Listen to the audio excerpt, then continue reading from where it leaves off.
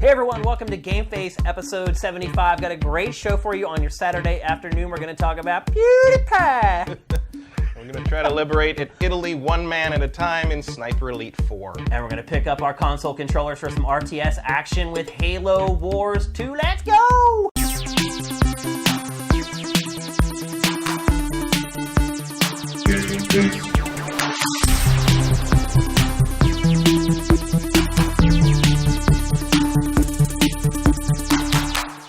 Happy weekend, everyone. It's GameFace, episode 75 on Sifted Games at sifted.net. I'm Shane Satterfield. I'm Matt Kyle. Haven't done that for a couple months. No. Welcome to the show. Hope you guys are having a great weekend and a nice, lazy Saturday afternoon. I know I am.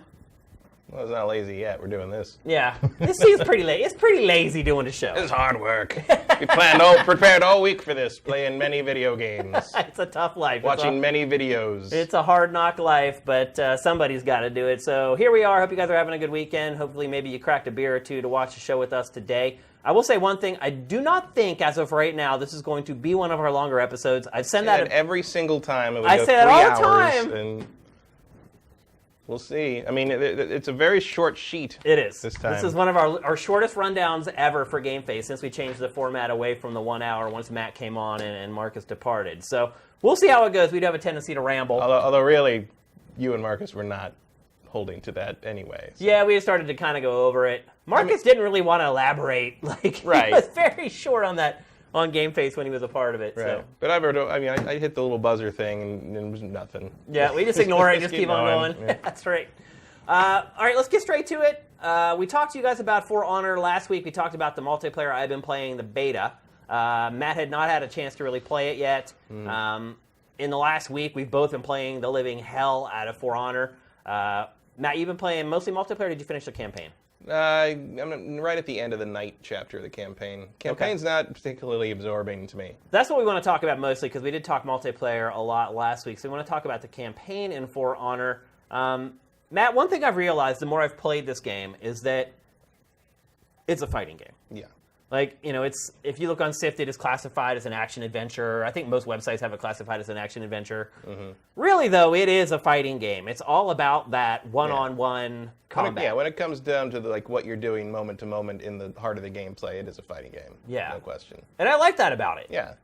Reminds me of Bushido Blade in a couple of ways. I mean, not as for sure. extreme in the one-hit kill thing, but it's a balance of what can that character do, how do you know how the mechanics work, how the mechanics of that character work, how the mechanics of that character work against your character. The other one, yeah. You can learn a lot by playing the different characters against the AI. And that's one thing I like about the campaign, is that it does force you to play. Well, sometimes I like it, sometimes I don't, because I don't like every character. Right. But it does force you to play with every one of them, and for enough amount of time that you can kind of figure out whether you may want to use that character in multiplayer or not. So far it is definitely a glorified tutorial. Yeah. To the point that it's even teaching you how to do stuff the tutorial already taught you how to do. Right. I feel like that tutorial that you play when you first start the game up must have been added late. Yeah, it seems like it. And I'm wondering if they did that just because they think some people may only play the multiplayer. Right. I think that's absolutely true.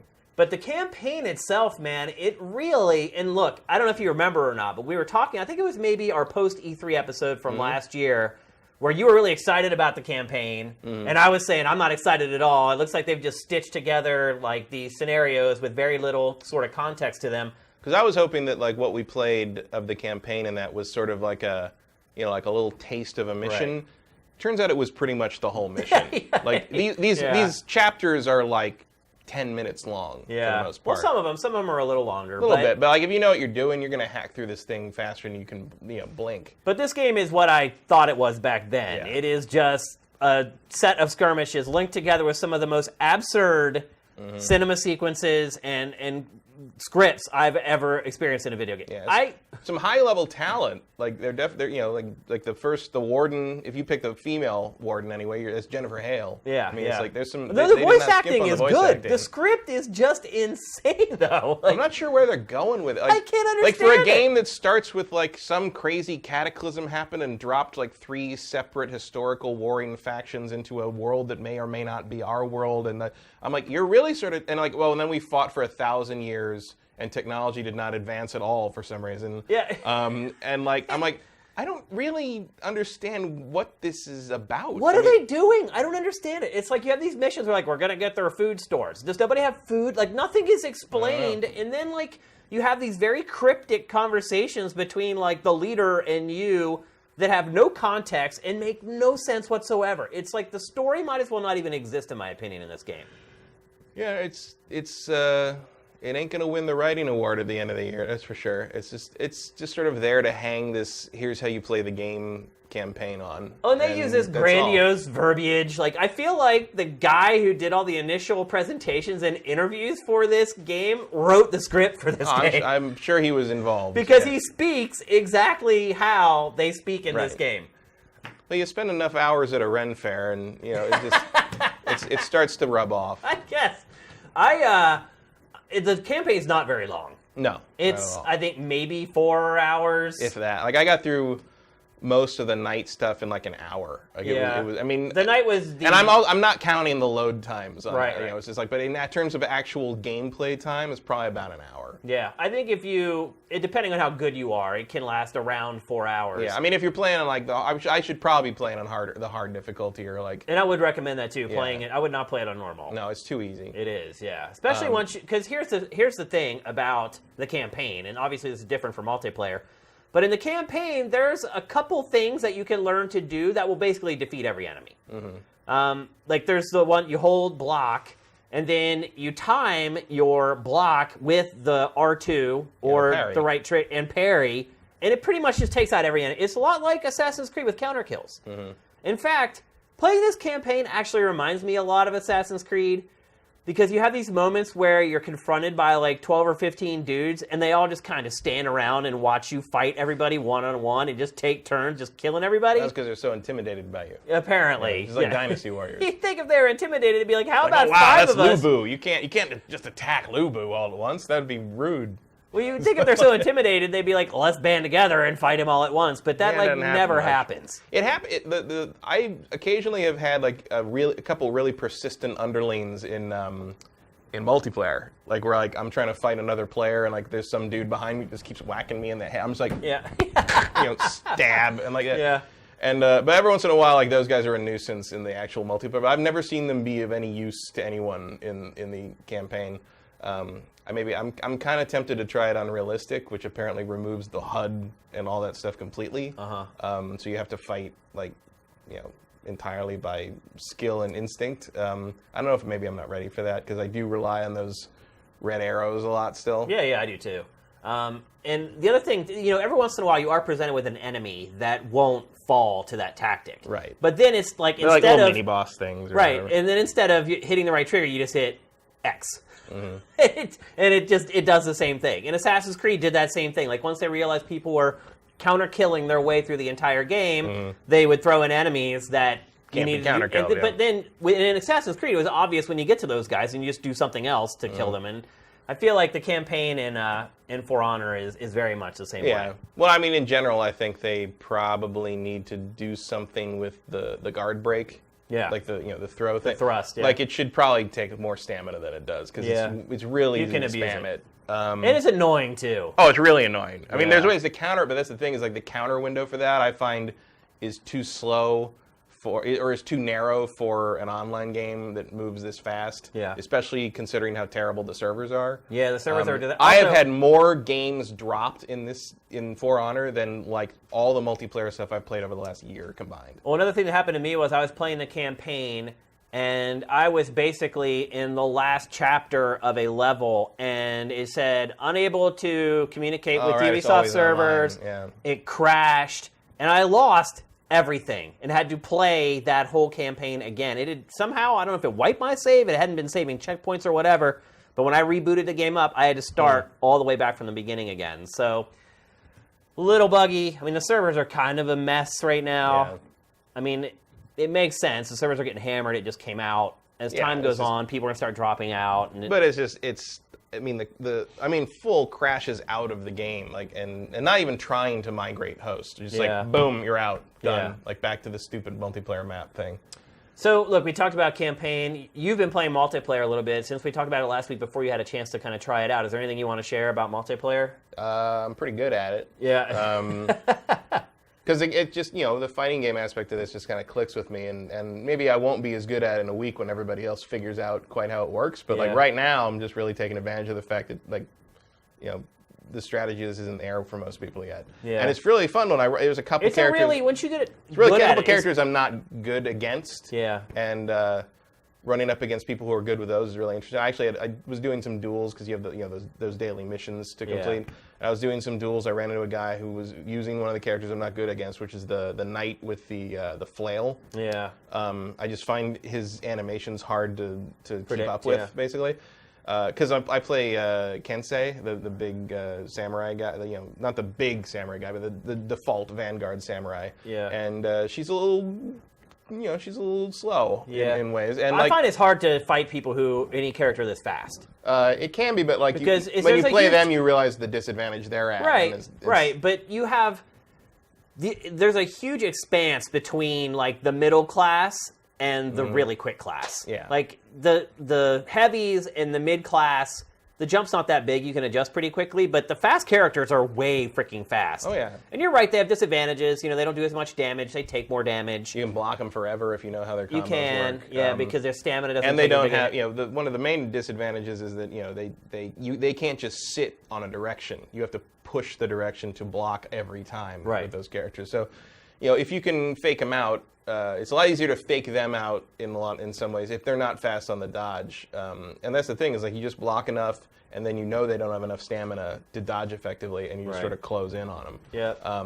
But yeah, early on when you start, the assassin characters are just, especially the knight guy, the one like can just it's like there's a dagger everywhere. I don't even feel like there's enough time to like block. Because, because you're not using a button to block, you're using the stick, there's that time that it takes to move the stick. And in a fighting game, but it reacts, those milliseconds make a difference. Yeah, but it reacts like almost the instant you leave the dead zone. So it's not like it waits for you to get all the way across, I actually find it fairly impressively responsive in terms of like, I've had a couple of things where like, oh shit, he's going the other way, and I hit, and I get the block. I do get the block. It's pretty forgiving of the East, even for like, moments where I'm like, I thought I was never going to get it because of the inherent lag in online, but I made it, and it was those are fun moments. But like, and I like it's funny how like I'm not a big fan of like just straight up deathmatch stuff usually in multiplayer games, but I'm having a lot of fun with the elimination mode, which is everybody only gets one life, right? And it kind of starts you all one-on-one in different parts of the map, and then as people win their fights, they kind of come back together and try to either finish off the people who are left or try to survive because more of you have been killed. Yeah. And like like the dynamics in that is really and one time I played a match where because usually it's like everybody has their fight and then you all kind of find each other. And the guy was trying to like every time I try to fight the guy, they just turn around and run. I was talking about that last week. And they'd all gather up and fight you as a team instead. Yeah. And I was like, that's a smart strategy. It's a tactic, It's a good tactic. And of course, they must have known each other because you can't organize one thing I've definitely been taught by this game's multiplayer is that a lot of people playing online games do not understand what tactics mean. Oh yeah. It's bad enough when you're talking about when you're losing B in any multiplayer game. You're like, you're losing B, go get it back. Oh, not everybody go get it. Like someone has to guard A. Right, but if you go by yourself, or you only have 2 people, you get there and they have 5. Well, they can't have 5 because there's 4. Right. 4 of them. Yeah. But like. And that's the thing is like if you block well enough, you get your revenge meter up. You can take 2 people on. I've taken out 3 people, 1 versus 3 a few times. I have not won a 1 versus 4 fight, although I have seen a couple videos of people doing that, which is impressive. Matchmaking in this game seems garbage. Oh, it's all over. I've been matched with people that like one time it was like my whole team. We were all like level like 15 or so. We all had like level 15 to 20ish gear, and the other team was all people who had prestiged at least once. And everyone had gear in like the 60 range. Yeah. And we were just steaming. I've also been on the other side where I'm on the team that's way overpowered. Like, it just doesn't seem like it. By the way, I was running into people who had triple prestiged by Thursday. Like, how's that even possible? 48 hours. I mean, the level cap is not too high per character. 30, right? It's 30, yeah. I think. But still. That's insane. Come on. Like, and did you whoop their ass? No, because they were playing the one I was matched up against had the character, one of the characters I'm bad against, which is the samurai character with the spear. Yeah. She's kind of awesome. Yeah, really. yeah. But this particular player had a poison spear. And I hate poison in video games. So Every even video game. one hit, and I was still trying to fend her off, and eventually the poison just wore me down to the point that I couldn't fight her anymore. And that was over. And we got matched up, I think, 2 of the 3 rounds, and I didn't even take half her life off. Like, it wasn't even close. The last thing I want to talk about with this is the game as a platform and the loot and the loot boxes and everything like that. Matt, do you feel like this is a pay-to-win game? A little bit.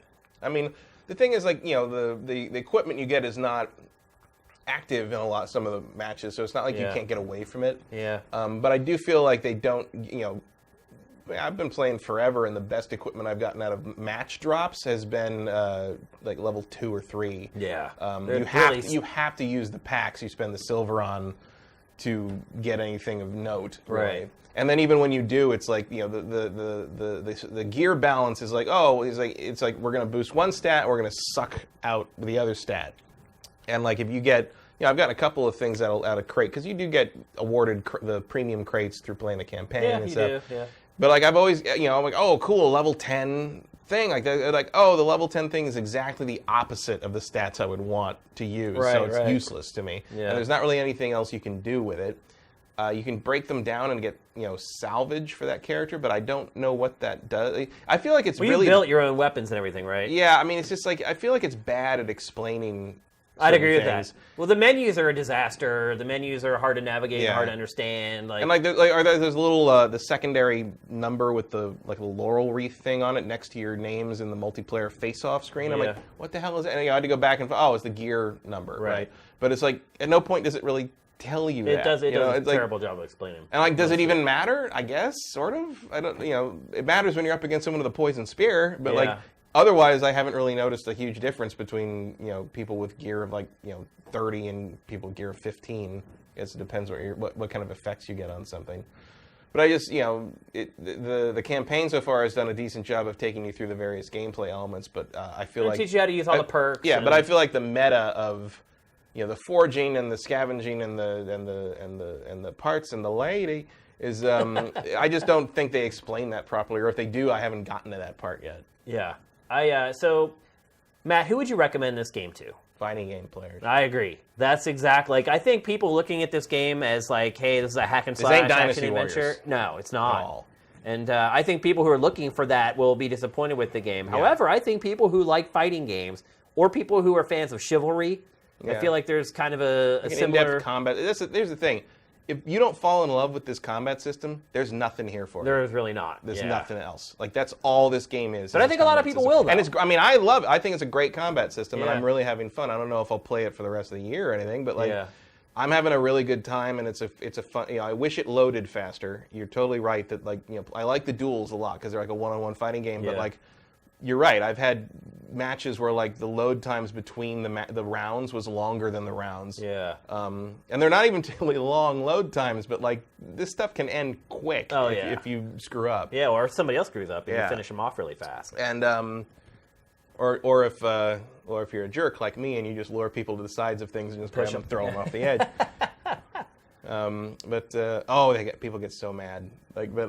And so do I. I mean, they do. There was one guy where they kept starting us on this bridge, and we both knew what we were trying to do, and we were just like, And every once in a while, I also like it. Every once in a while, you run into somebody who, before you start, they do the salute kind of emote thing. Right. Oh yeah, okay, we're gonna be buddies. Cool. Yeah. And sometimes you get that, and I've had a lot of fun playing there's the 2v2 brawl against the AI. You'll find somebody that's pretty good and play against them, and I played with the same person on that for an hour once, and it was a lot of fun. I feel like the more I play it, the more I like it. And the more defensive everything gets. Yeah. I feel like once you start getting up into the higher levels, the people you play with are very cautious. And I'm very cautious. There's a lot of time where you're just in guard, just circling each other, and just trying to find that one opening or trying to time it just right so you can jump in. It's an intense game when you play it online. And once you get like that about it. Like you were saying, whoever gets the first shot in basically wins. Once you learn how the combat really works, that's not true anymore. And you're right. And in fact, that's part of that feeling out process is trying to figure out it's a per person mind game. Is it more advantageous for me to attack first or let this person come at me first and then capitalize on their screw ups. Yeah. Which is again very similar to fighting games. It is, and this is not a jump in and instantly play it, instantly be good thing. This is something like you're going to want to be able to focus on it and care about it and get into it. And that's just not going to happen for everyone. Or maybe I would maybe even say for most people. Yeah. This is not what we're used to. And I applaud them for doing this. On paper, this game makes no damn sense. It really doesn't. Like, the fact that this game got made is insane. It is, yeah. Like, it's such a... I mean, it's almost fetishistic. Yeah. And that's the other... And I think... Well, who was it?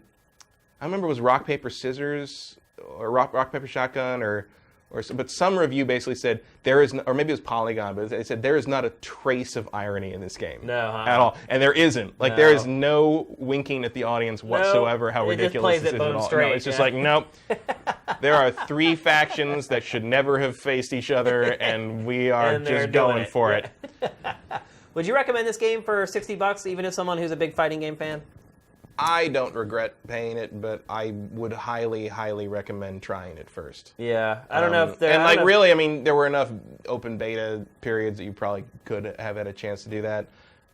They had like 6 million people in the open beta or whatever. Yeah. So I mean, if you're just curious, I mean, I think most people have, that are curious have played the beta and know what they are willing to pay for it. Mm-hmm. If you're just sort of curious about, that looks kind of neat, like I wouldn't really jump in for $60 right now, because it's just one of those things where it's like if the core gameplay doesn't hook you, there's nothing else left. Yeah. At the very least, buy a physical copy so you can trade it back in. Yeah, I would also say that anyone who is looking to buy this game just for the campaign, don't do it. I'm very glad that I've gotten sucked into the multiplayer, which is unusual for me. Yeah, if you're not interested in playing online, do not buy this game. This is, or like buy it for $5 off of a year from now or whatever.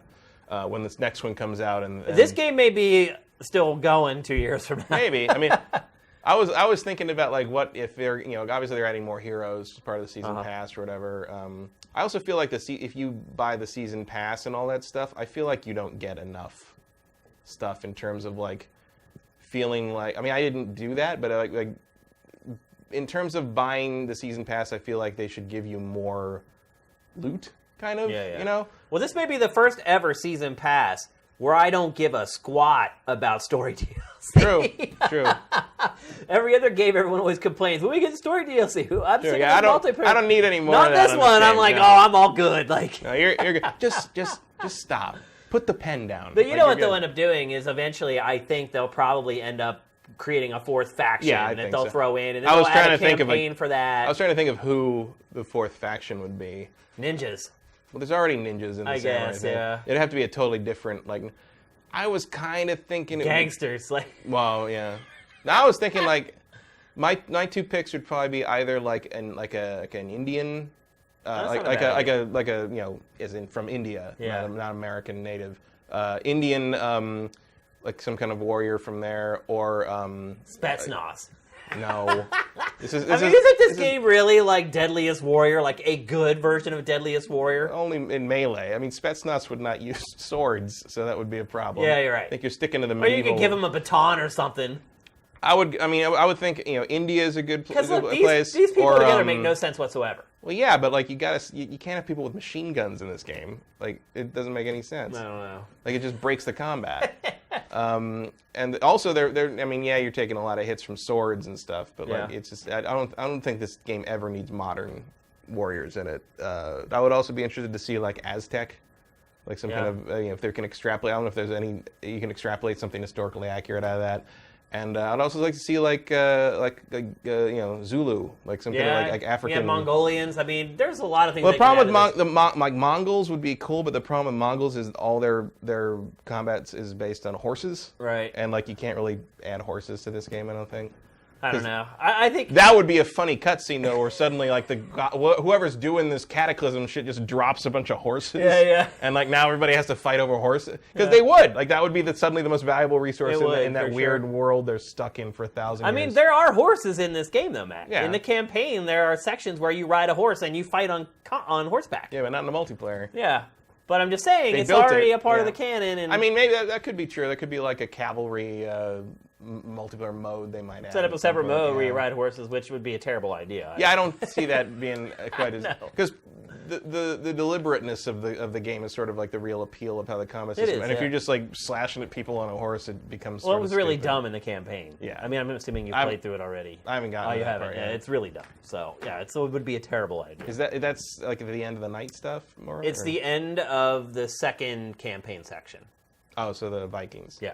Yeah, I haven't started the Vikings yet. Because it was like once you get through the first part, you're sort of like, nah. Do I really need to do that? It's like that, every once in a while you have that thing in a game where you finish like a big section of something and you're like, okay, I'm done.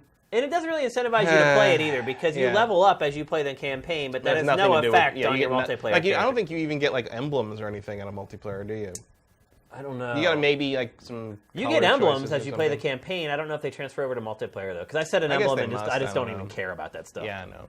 I stuck Assassin's Creed emblems all over my guy just to piss people off. Take that, historically accurate weirdos. It has a lot more in common with Assassin's Creed than I ever thought it was going to. Having played through the campaign, I was like, this is kind of like Assassin's Creed.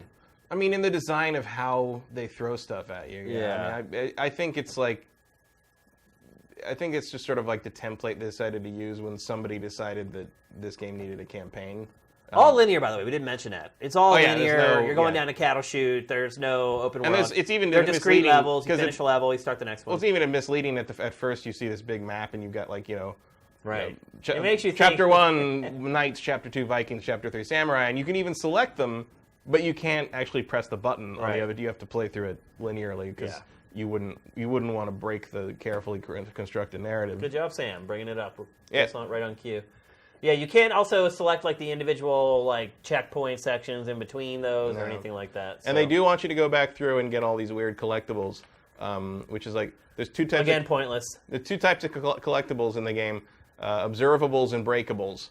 And breakables means you smash the same pots every time and pick up a piece of steel. Yeah. And observables are you look at things in the level. Yeah. Like you'll see a little like eyeball thing, and you press L1. And a little voiceover. And like you get a little voiceover about what that is, and that's what it's so dumb.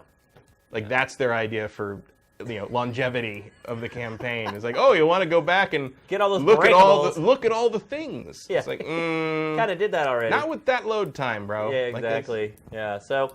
You can't give me enough load time to think about what I'm doing. That's really the key here. I think this is one of those games that's kind of hard to figure out whether you should recommend it to somebody. I agree with you. I think they probably need to give it a spin. Mm-hmm. Maybe go to Redbox and rent it for a few days. The other thing I would say, too, is that, and I said this last week, is it's easy to brush it off at first and say, oh, this is crap or this is janky or whatever. But the more you play it and the better you get at it, at least in my opinion, the more you enjoy it. Right. So, the other thing that I didn't realize until last night when I accidentally picked one, you don't have to recruit the other characters to use them. Right.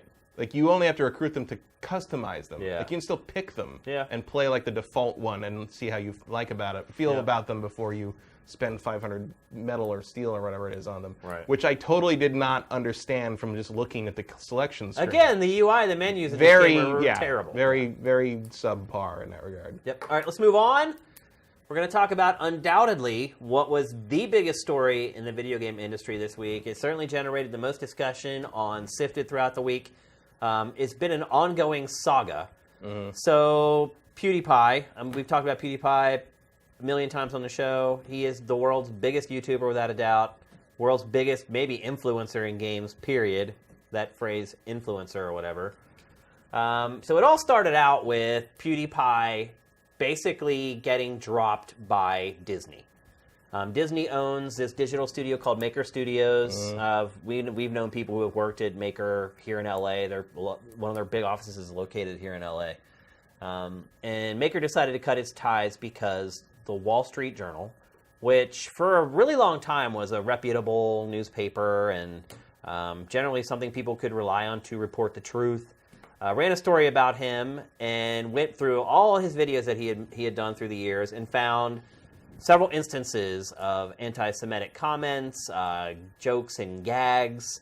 The story had said it had found 9 instances of it throughout his career on YouTube. He actually retorted that there were 10, that they had missed one. I want to know who they made watch all those to find those at the Wall Street. I'm assuming the writer did it. Right, or maybe, but I don't know if they have. I guess Dude, that is so much content to newspapers look through. don't have interns anymore. Maybe I don't know what print is like. I'm sure they anymore. had an editorial assistant or an intern just going through, or maybe there's the intern is already a huge fan of PewDiePie. I mean, it's very possible. You figure they're a college-age kid. True. That's kind of his age range. So you're right. The amount of work that they went through to create this story, to watch all his, I mean, there are just thousands of videos from him. To watch all of those and find these 9 instances of him saying, basically trying to crack off-color jokes. And I say trying to because he's not very good at it. No. He's not a great... By his own admission. Right. As well. I mean, he says he's a rookie comedian. Calls himself a rookie comedian. It should be noted, it's like, look, man, like if you're a rookie magician, you don't start by catching a bullet in your teeth, right? Which is probably the Nazi. That is a good analogy. Nazi humor is probably the comedy equivalent of trying to catch a bullet in your teeth. Yeah, that's something that someone who's honed their craft over a couple decades may finally get brave enough to tackle. Not someone who self-admittedly calls himself a rookie comedian. So Wall Street Journal collects all these little clips of him making off-color jokes, runs a story. The problem with the Wall Street Journal is it's a subscription site, so a lot of people weren't actually able to read the full article that they wrote, but it did put up sort of a video version, a shortened, an abridged video version of the story up on its site that everybody could watch. And after further investigation, it's discovered that the Wall Street Journal was pretty shady in how it put together that video. It had taken several of his jokes out of context. It even kind of edited parts of them to make it, to steer it more towards its point of view towards PewDiePie. Not all of them, mind you. You know, of the 9 or 10 gags, around, I think ultimately around half of them ended up being kind of manipulated a little bit by the Wall Street Journal. And everybody seems to be getting hung up on those 4 or 5 instances of manipulation and completely ignoring the rest, and ignoring the fact that, yeah, they manipulated those 4 or 5, but by manipulated, you mean edited. Edited. You mean like everyone does for any news video story. Yeah, these were a little more egregious than that, though, I think. Like the way they edited it. But I can see 2 things on the way that video is cut. A, they're like, well, we showed larger clips of some of the other instances. These are just to like kind of bolster the idea that there are others that existed. And B, the editor of that just being like, nobody gives a shit. Like that's part of the thing is I don't. That would be really dumb if they. It thought would be, nobody but gave at a the shit. same time, I don't know if the Wall Street Journal fully. The Wall Street Journal is a reputable 127-year-old publication that leans real right. That's the irony here. So I can see that paper not fully understanding what kind of fire they were playing with this guy. Well, that's kind of the irony of the whole thing is that a lot of people, and some people on Sifted, which I have to admit I was a little surprised about, were taking that whole anti-social justice warrior angle and saying this is because of the social justice warriors, everyone having to be politically correct. Yes, well-known social justice liberal rag, the Wall Street Journal. Yeah, and the irony is the Wall Street Journal is a right-leaning publication. Real right-leaning. Real right-leaning. Most of the time. Yeah, and so it's actually what started this whole firestorm, not social justice warriors. They didn't do anything. Now, one thing you could say is and the Disney thing came about because the Wall Street Journal asked them for comment, and they didn't comment, but then they fired him? Well, here's what I'm guessing, is that whoever manages PewDiePie at Maker Studios was not keeping a close enough eye on him. And was just why would you? Right, he's our cash cow, he's our money maker. He's the best thing we got going. He's the best thing we got going. Probably didn't want to censor him. As much as a lot of the Nazi jokes he's made have been in response to whining basically about YouTube being oppressive, right? Which I find difficult to believe YouTube does anything to their biggest person like them. I mean, I don't know what their internal relationship is like. And so I'm guessing whoever managed PewDiePie at Maker Studios is probably looking for a job because he was probably not communicating up the chain to Disney and saying, hey, I know this is our cash cow here, but here's a few things you might be wanting to keep an eye on. Because he's kind of, and he admitted it himself, that, he, over the last year, has stepped it up. And there was a line that he used to get to and wouldn't cross, and over the last year, he's decided to cross that line. And it appears... Did he say why? I think he was just tired of being kind of looked at as a vapid, like, YouTube personality. He wanted to have a little more meat to his content. Oh, good job. Yeah. And so what happened is whoever was managing him It's like if you're the it up. biggest in the world at something, like you're always going to get that your vapid or your Right. mainstream, like that criticism is always going to be. It doesn't matter how big you are. I mean, I'm sure Beyonce gets that too. It's which is I mean, I can kind of agree with that, but I mean, that was like half the comments on all the Lady Gaga stuff from the Super Bowl. It's like mainstream pop garbage. It's like, yeah, well, she's still freaking Lady Gaga. You know, it's like that's just you're gonna have to deal with that kind of hater, I think, and maybe not jump straight to the anti-Semitism as your go-to punchline as a result. And so Disney was oblivious to this. And so I think what happened is they see the Wall Street Journal story and they're like, holy crap, like, has he really been doing this? They watch the clips. They're like, oh my God, he has been doing this. They probably fire whoever at Baker Studios who should have messaged that up the chain to them. And then they cut PewDiePie. And then YouTube. After that happens, YouTube is like, oh, because YouTube, I think, was just turning a blind eye to it. You know, I just think it was like, hey, if there's no problems and no one's complaining about this, let it roll. And once Maker and Disney decided to cut ties, I think YouTube just took a closer look at it. Again, probably watched that video that the Wall Street Journal cut together and said, hey, this is way out of bounds for our brand. And I think what everyone's missing in this is everyone's arguing over the Wall Street Journal manipulating his content, which I agree with. I get it. It's wrong. But it's also completely irrelevant. This story is about PewDiePie being dropped by Disney and by YouTube. And the amount of times the Wall Street Journal manipulated his content, or the fact that the Wall Street Journal alerted these two companies to the content in the first place, is completely irrelevant. These brands... Like, do you think Disney didn't look at the videos in question before they made that decision? I mean, I feel like they probably did. They probably did. Like, once they were alerted to I feel like your biggest star, you probably look at the actual video instead of just trusting the Wall Street Journal on but that. It did... Look, the Wall Street Journal did tip them off. Yeah. Which there's... So what? Like, it doesn't matter. It doesn't... Again, it's irrelevant. What matters in this... Very similar to the whole, like, the leaks are illegal. It's like... Right. But... So? It doesn't matter. That's not what we're talking about. Now we know the truth. Yeah. Right. And so... I feel like people are diverting this story towards freedom of speech, which is complete bullshit. He can speak, he can say whatever he wants. It doesn't protect you from the repercussions. Disney doesn't have to follow the First Amendment. Yeah, but most importantly, this story is about PewDiePie being dropped from Disney and from his YouTube Red show because the brands don't want to be associated with him anymore. They're not limiting his freedom of speech. He's putting up videos he's probably putting up a video on YouTube right now. It's rendering right now. What are you watching us for? He's putting up a video. And everyone is just getting so caught up in this, like, anger that they can't look at what the real story is, which is he got dropped because he made off-color jokes that don't align with these two brands. And these brands have the right to do whatever the hell they want. They're the ones paying his paycheck. It's like... And if they'd been good jokes... that might not have been an issue. It might have. I mean, Mel Brooks makes a lot of Nazi jokes too. Yeah, but Mel Brooks is in a movie. Of course. Like a lot of people were saying, but that's the thing. It's like if you look at like the big one is the thing where he had the guys in the third world country hold a sign up. Yeah. That's the deal breaker. But once that happens, nothing else matters. There's no joke. It's just him being crass and like it's just the lowest hanging fruit possible. And I just feel like people are getting diverted over, and it's like a lot of what we're seeing with like our president right now. It's like, hey, there's all this bad stuff going on, but looky over here. And I feel like that's happening with this story. It's like they manipulated his content. It's like, who cares? It doesn't matter. The bottom line is you go back and look at the content, and if you're YouTube or Disney, hell yeah, like you don't want to be aligned with that crap. They are family brands. Certainly Disney, more than YouTube. Followers are children. So, they are.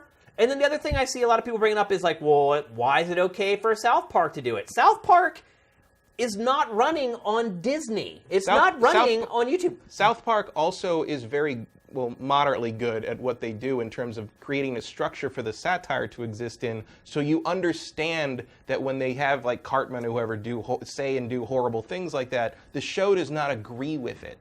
And like, you can see the point of the joke. You can see that the show kind of exists in that middle ground between the two extremes. Whereas, like, I watched, the instances of PewDiePie doing the thing with the son. I'm like, and I don't know what the joke is supposed to be. I guess the joke is that a thing people would find it offensive wasn't a joke, happened. though. He was trying to make a point that he was trying to see how far people would go to make $5, basically.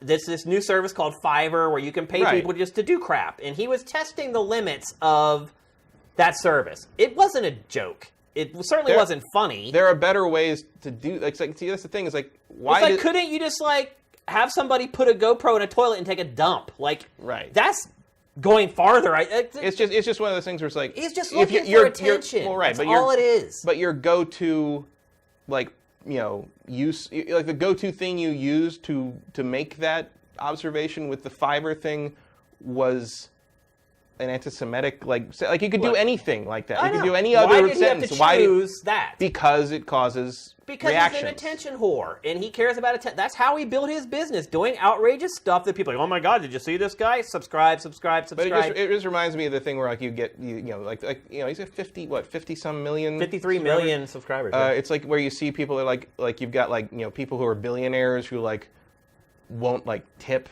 on like a $30 meal kind of thing, and you're like. Why? Like what? Like what in the world is left for you to acquire that you won't, do?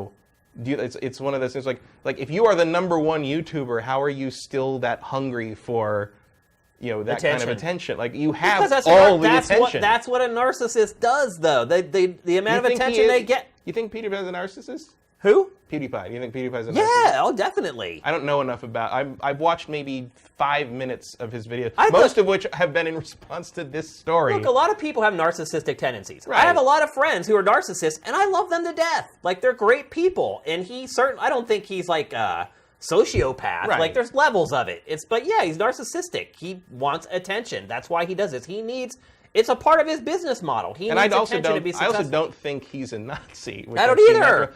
He's not a Nazi. I don't think he's anti-Semitic either. That's completely irrelevant to this whole topic. It's all about why did he get dropped by Disney and YouTube. Everything else is pretty much irrelevant. Mm-hmm. And again, going back to the South Park thing that people brought up, it's like, it's about the brand. Again, if you're talking about why did he lose his job, and you're trying to say, well, what about South Park? South Park is on Comedy Central. Comedy Central after 10 p.m. allows the F-bomb and allows naked boobs. Like, South Park aligns with that brand. So Comedy Central's like, jump in. You're just like us. It doesn't work that way when you're talking about family brands like Disney. It just doesn't. And hell, the guys who make South Park are frustrated to the point. I don't know if you've seen, like, there's people that have said, there's no proof of it, but have said that South Park right now has started to do for the last few seasons, they've been like, we keep going further and expect them to cancel us, and they don't do it. South Park's last season was terrible. I didn't even. I haven't watched it in a long, long time, just because it's like it feels very. Yes, they do have a very set and identifiable structure to their satire, but the structure is so obvious now that like you kind of know where it's going most of the time. Although I do enjoy the Member Berry joke this season. Yeah. Well, at the end of it all, what has really happened here? Nothing really, because PewDiePie is still going to make $7 million a year. Maybe he makes $6.5 million instead of $7 million a year. No one's going to unsubscribe to his channel. He's managed to make himself look like a martyr, which is completely ridiculous, and people are just jumping on like it's a bandwagon.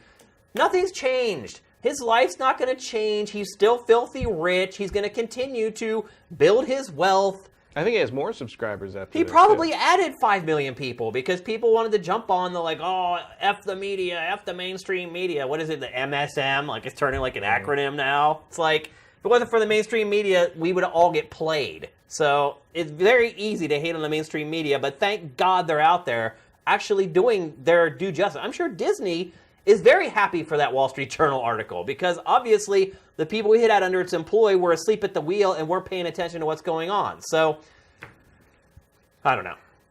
I think at the end of the day, there's all these threads went back and forth on Sifted, and here we are talking about it on GameFace, but it really doesn't mean anything. Nothing's going to change. PewDiePie's not going away. He's not getting censored.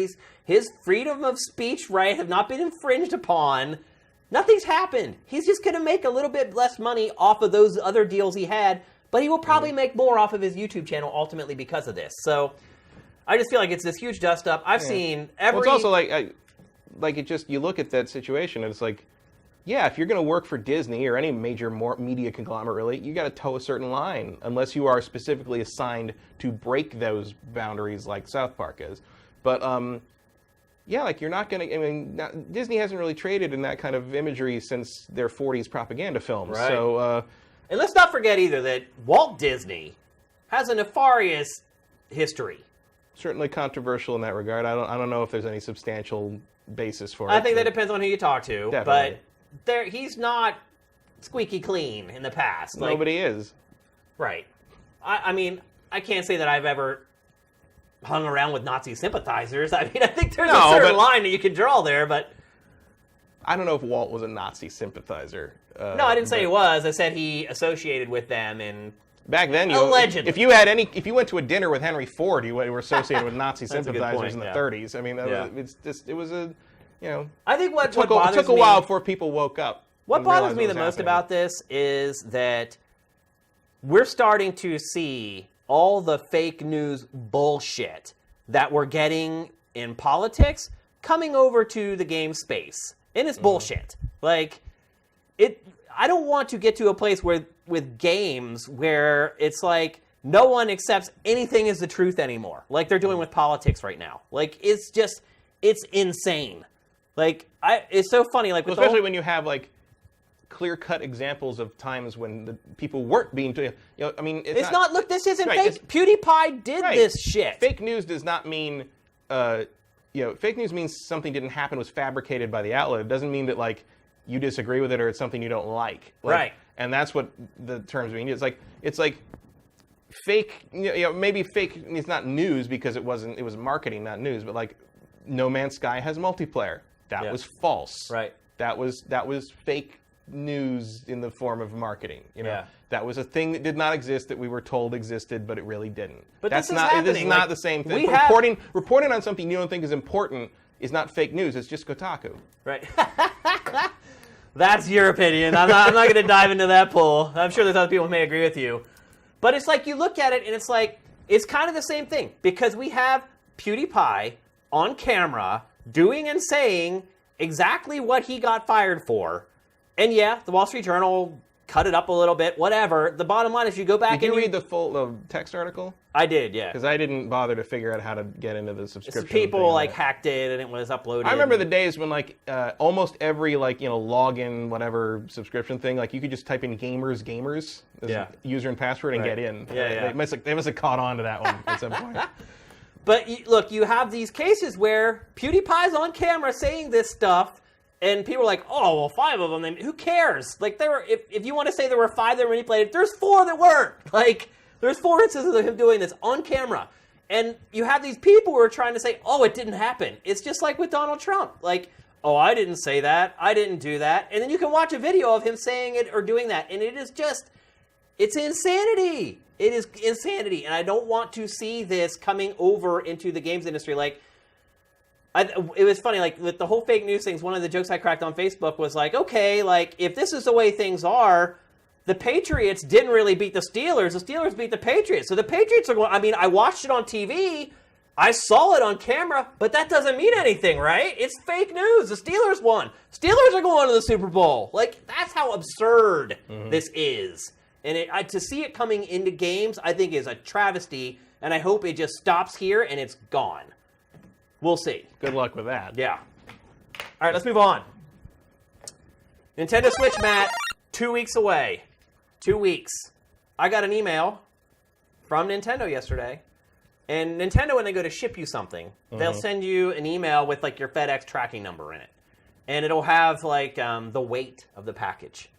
And usually it's an ounce, or like 5 ounces. I got an email yesterday. The package weighs 5 pounds. So... I believe... That's a really big Mario statue. I believe that a box full of amiibos. I believe that a Nintendo Switch is on its way to me for delivery on Monday. It's going to be 5 pounds of pictures of Reggie flipping you off. I have no idea what's coming in the package. I don't know if they're sending me any games. I hope I'm not like the guy who got the one sent to him early and has nothing to play with it. But I think I'm getting it on Monday. Sifters, if I do get it on Monday, I'm sure there's going to be crazy embargoes around this stuff. Like, Nintendo Europe already sent out the Switch to European journalists, and they were only allowed to show the box. Even though this other guy has already put out an unboxing video showing everything inside and everything. Well, Nintendo is not one to do the, someone broke embargo so you all can do it. No. Yeah. No, someone broke embargo so we're going to send our ninjas and kill him. Yeah. And you guys just stay where you are. Yeah. So bottom line is I'm getting it on Monday. I'm not sure what I'm going to be able to do. I think I'm getting it Monday. I don't know what I'm going to be able to do with it. If I can do anything, I will do it on Monday. So stay tuned. Monday a holiday? It is. It's President's Day. So I'm assuming FedEx is delivering. It says for Monday delivery. So. Yeah. I wish FedEx delivered on the weekend. It means I would have got it today, but no. So you could be sitting right here, and we couldn't touch it. Yeah, exactly. Look at the box. Look at the box. But so stay tuned to the site, and I'll obviously or my Twitter feed. I'll be letting you guys know exactly what I can and can't do, and when I will be doing it. But anyway, we're coming down the home stretch here. There's just 2 weeks to go, and just want to talk about some of the final things that have been coming out about the hardware right before we go down the final stretch. As we mentioned earlier. A lucky gentleman on NeoGAF had the story's still a little murky. Like, I don't know if he has a buddy at a local retailer that he got Switch from, or if it was sent from like a major retailer through the mail. He's being kind of cagey and he's trying to protect the retailer, which I totally get and I totally appreciate. But regardless, they sent him the Switch 2 weeks early, or he got the Switch 2 weeks early. NeoGAF, of course, prodded him along and got him to post this video of the UI. And now he has a Switch, and he has nothing to do with it. Matt, what struck you about the UI in Switch, if anything? Well, it looks a lot like the UI from the last few systems. They love those huge horizontal buttons. I don't know. It's clean.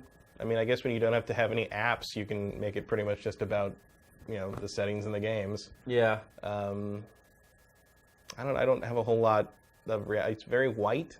I don't know. Well, no, you can flip it to black, I think. I think there's an option to turn it dark if you want to. It's surprisingly plain, I guess, would be my main reaction to it. Like, I mean, not that I think it should have, like, mushrooms everywhere or something, but, like, it's just, it's very clean. Yeah. Really no setup for online? No, I mean, I think after the Wii U had the, its entire online infrastructure as a day one update, no one really expected it to be any different. But I mean, at least the panels are there for the I feel Nintendo like Shop and 4 or 5 years later, maybe it should have been a little different. And there should have been something, maybe. Look, I think we're gonna. You might as well just take that soundbite you just said and put it on the little sound maker machine, because you're gonna be saying it a lot about this system. Yeah. It really looks like they're making a lot of the same errors. Yeah. Not that the UI is one of them, but. Yeah, I think the UI is fine. It's like, I don't really need a fancy UI as long as it's quick and functional. Yeah, just and it does look fast. Yeah, just get me there and maybe have it make like less annoying noises than Miiverse did. Because that was a good way to get me to start a game quick, though. It's like as soon as that thing's up and all, you're like, it's like hearing Yoshi's in the distance all day or something. But also notice if you watch what we just saw there's once the OS is on the system, obviously it drops down and the available space a good bit. But otherwise, really unremarkable. Yeah. Nothing all that exciting about it. I mean, it's cool to see it, obviously. Interesting, the burn-in thing there. Obviously for the tablet. Do you think it's for the tablet, or do you think it's for your TV screen? Most TVs don't have any kind of burn-in problems these days. Except Plasmas. Yeah, but nobody makes plasmas anymore. Yeah. Like, unless you have legacy TVs like we do, you're not in a burn-in problem situation. So to me, that says, but the Vita did have some burn-in issues. So what kind of screen does the tablet have? I don't know. Is it LCD? The LCD doesn't burn in. Depends on what kind of screen they're using. I mean, I don't know what kind of screen they're using on this one. I think it's the whatever that one is. Like, who is it that girl put up that video of her endless quest to find a 3DS with two of the good screens? Is it IPS? Oh, all right, yeah. IPS versus IPS whatever. Is the superior technology. Yeah, so I think it's that is what they're using on this. I honestly don't care. But IPS gives you a wider viewing range and right. I mean, I know the difference. I just don't know what they're using on the Switch. But what I'm saying is the fact that there's a screen burn-in prevention thing says to me it's probably for the tablet screen, not your TV, which is interesting to me because that was an issue that cropped up with the Vita fairly often if people were using it for the same thing over and over again. Yeah.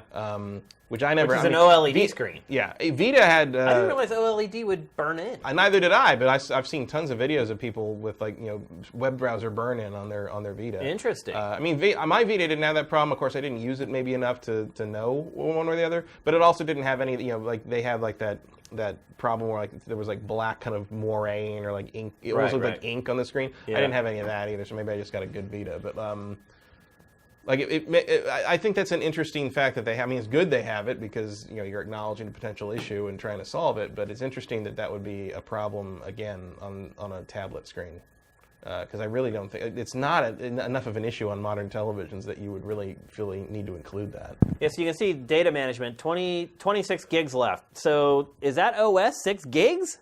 Maybe. That's crazy. 6 gig OS? 6 gigs for this? I don't know. I mean, there's nothing else on the system, obviously, and it's already down to 26 gigs. Yeah, I mean, also you have the formatting for the card or whatever. You'll lose some to that, but not 6 gigs. Yeah. I don't know. I mean, I guess it doesn't necessarily matter because most people are going to buy a new, card for it anyway. Yeah. I see people that are buying 256 gig cards. I'm like, what are you putting on that? What?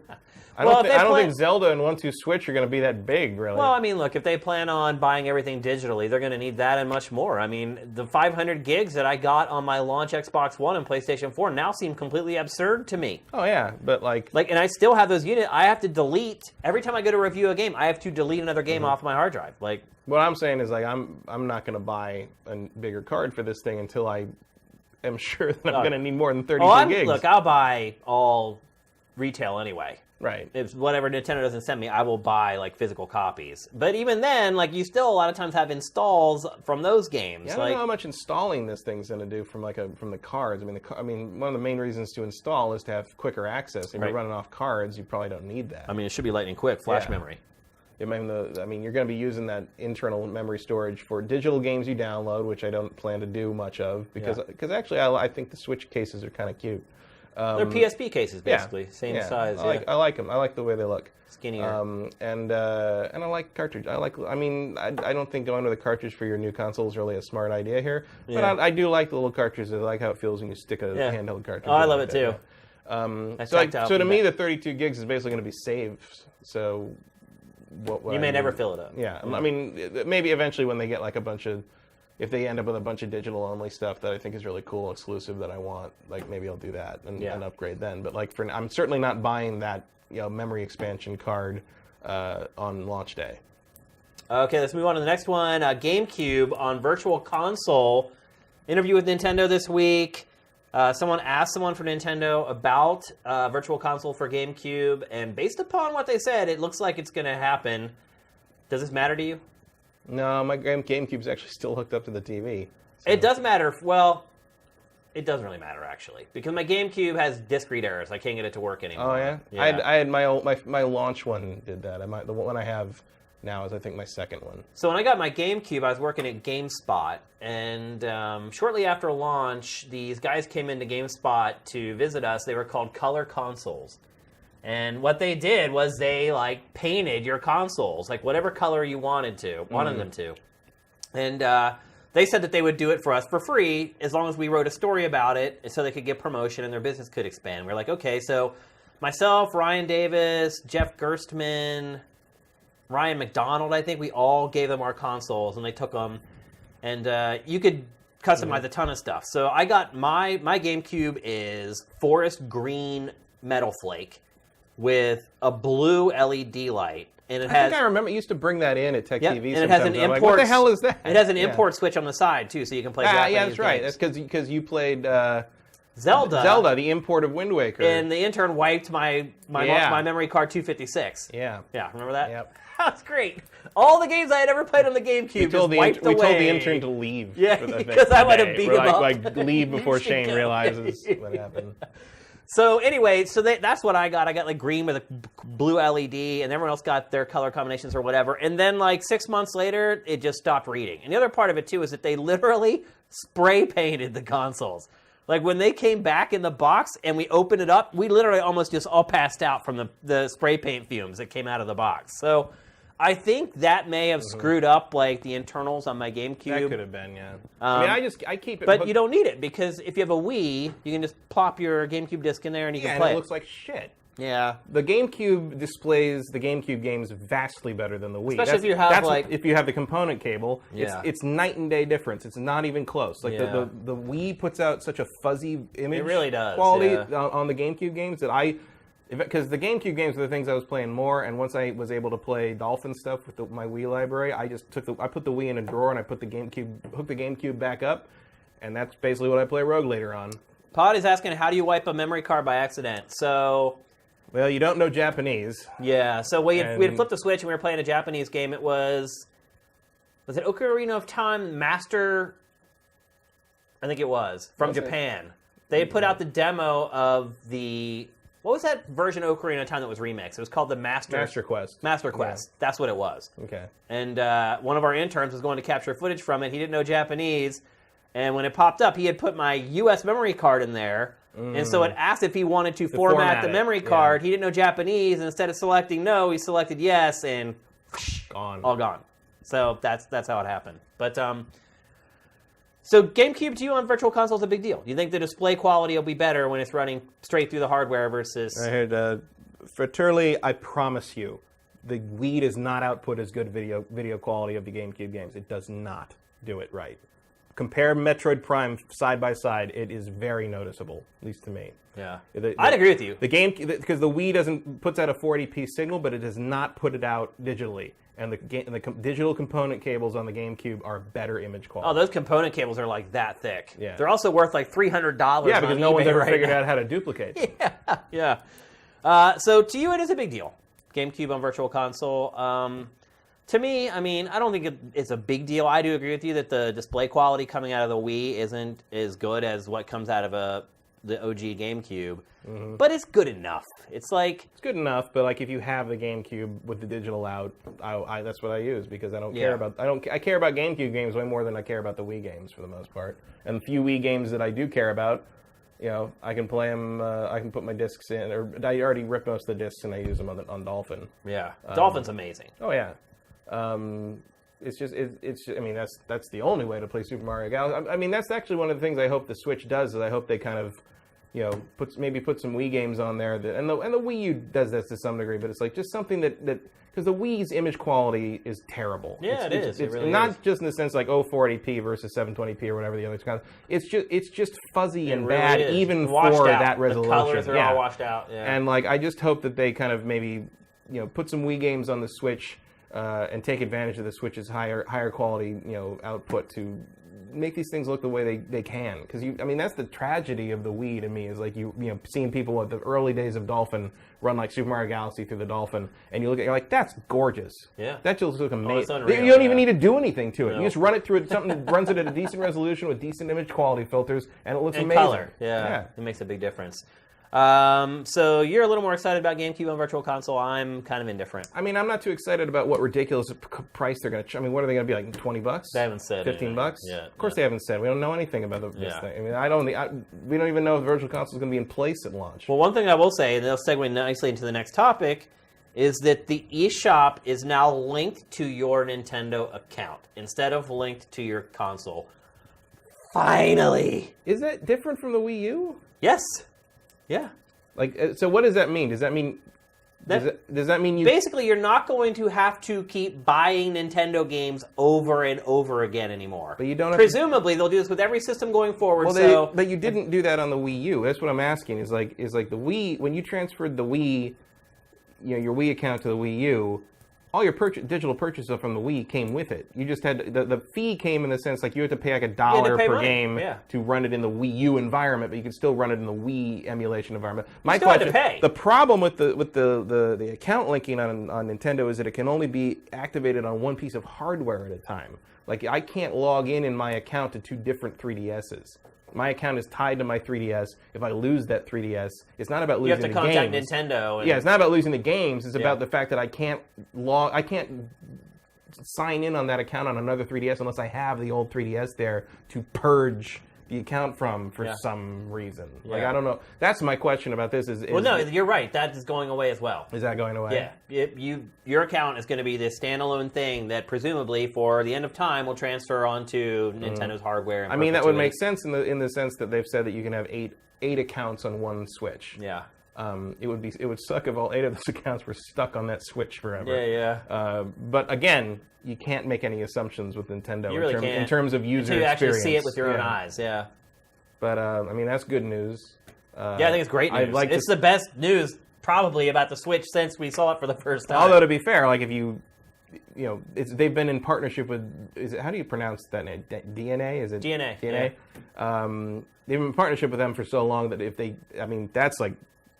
that would have been step one, getting that in place. Oh, yeah. So hopefully DNA is sort of teaching them a little bit about how you need to treat, because we still remember when they were getting feedback about the Wii U's online environment from the third parties, and they kept comparing it to Xbox Live and PSN, and Nintendo said the people who are making this have never played Xbox Live and PSN. Please stop making those comparisons because they don't know what they mean. I don't know what you're talking and about. all the third parties were like, oh boy. Yeah. It's starting at ground zero, yeah. So, I think they made the right call by bringing in, I call DNA experts to some degree on this, certainly in comparison. Yeah. So I've had $60 sitting on the Wii U account now for like 3 years because I put the money in there, thought I needed to buy a game, and then Nintendo sent it to me, and I never ever found anything else on the Wii U worth paying for on the eShop. So I'm glad to know that $60 is going to transfer over to the Switch, and there's going to be a bunch of digital games like I Am Setsuna. I haven't got to play that yet. That's going to be available digitally. So probably just spend that $60. I should have been collecting interest all this time. I'd have $62 by welcome now. to the 21st century, Nintendo. I mean, that's really what's happened here. Yeah. Is that Nintendo's finally brought its account system up to scratch with. Yeah. Zelda's stepping into this decade, and their account system stepping into 2 decades ago. Yeah, literally 15 years ago. One last thing, Zelda. Getting DLC. Yeah. You're not happy about this. You're already paying $60 for this damn thing. But every game's like that, Matt. That's not an excuse for why, you hold hard mode back behind a paywall. But that's... I probably will never play hard mode, but it's stupid. Some of the things they're hiding behind the season passes are annoying. Maybe. And you don't need to hide hard mode behind a $20 season pass. I agree with that. Yeah, I definitely agree with that. That is milking your hardcore fan base. But Nintendo's done that. The Master Quest. There's another example of where they did it before. At least that was years later.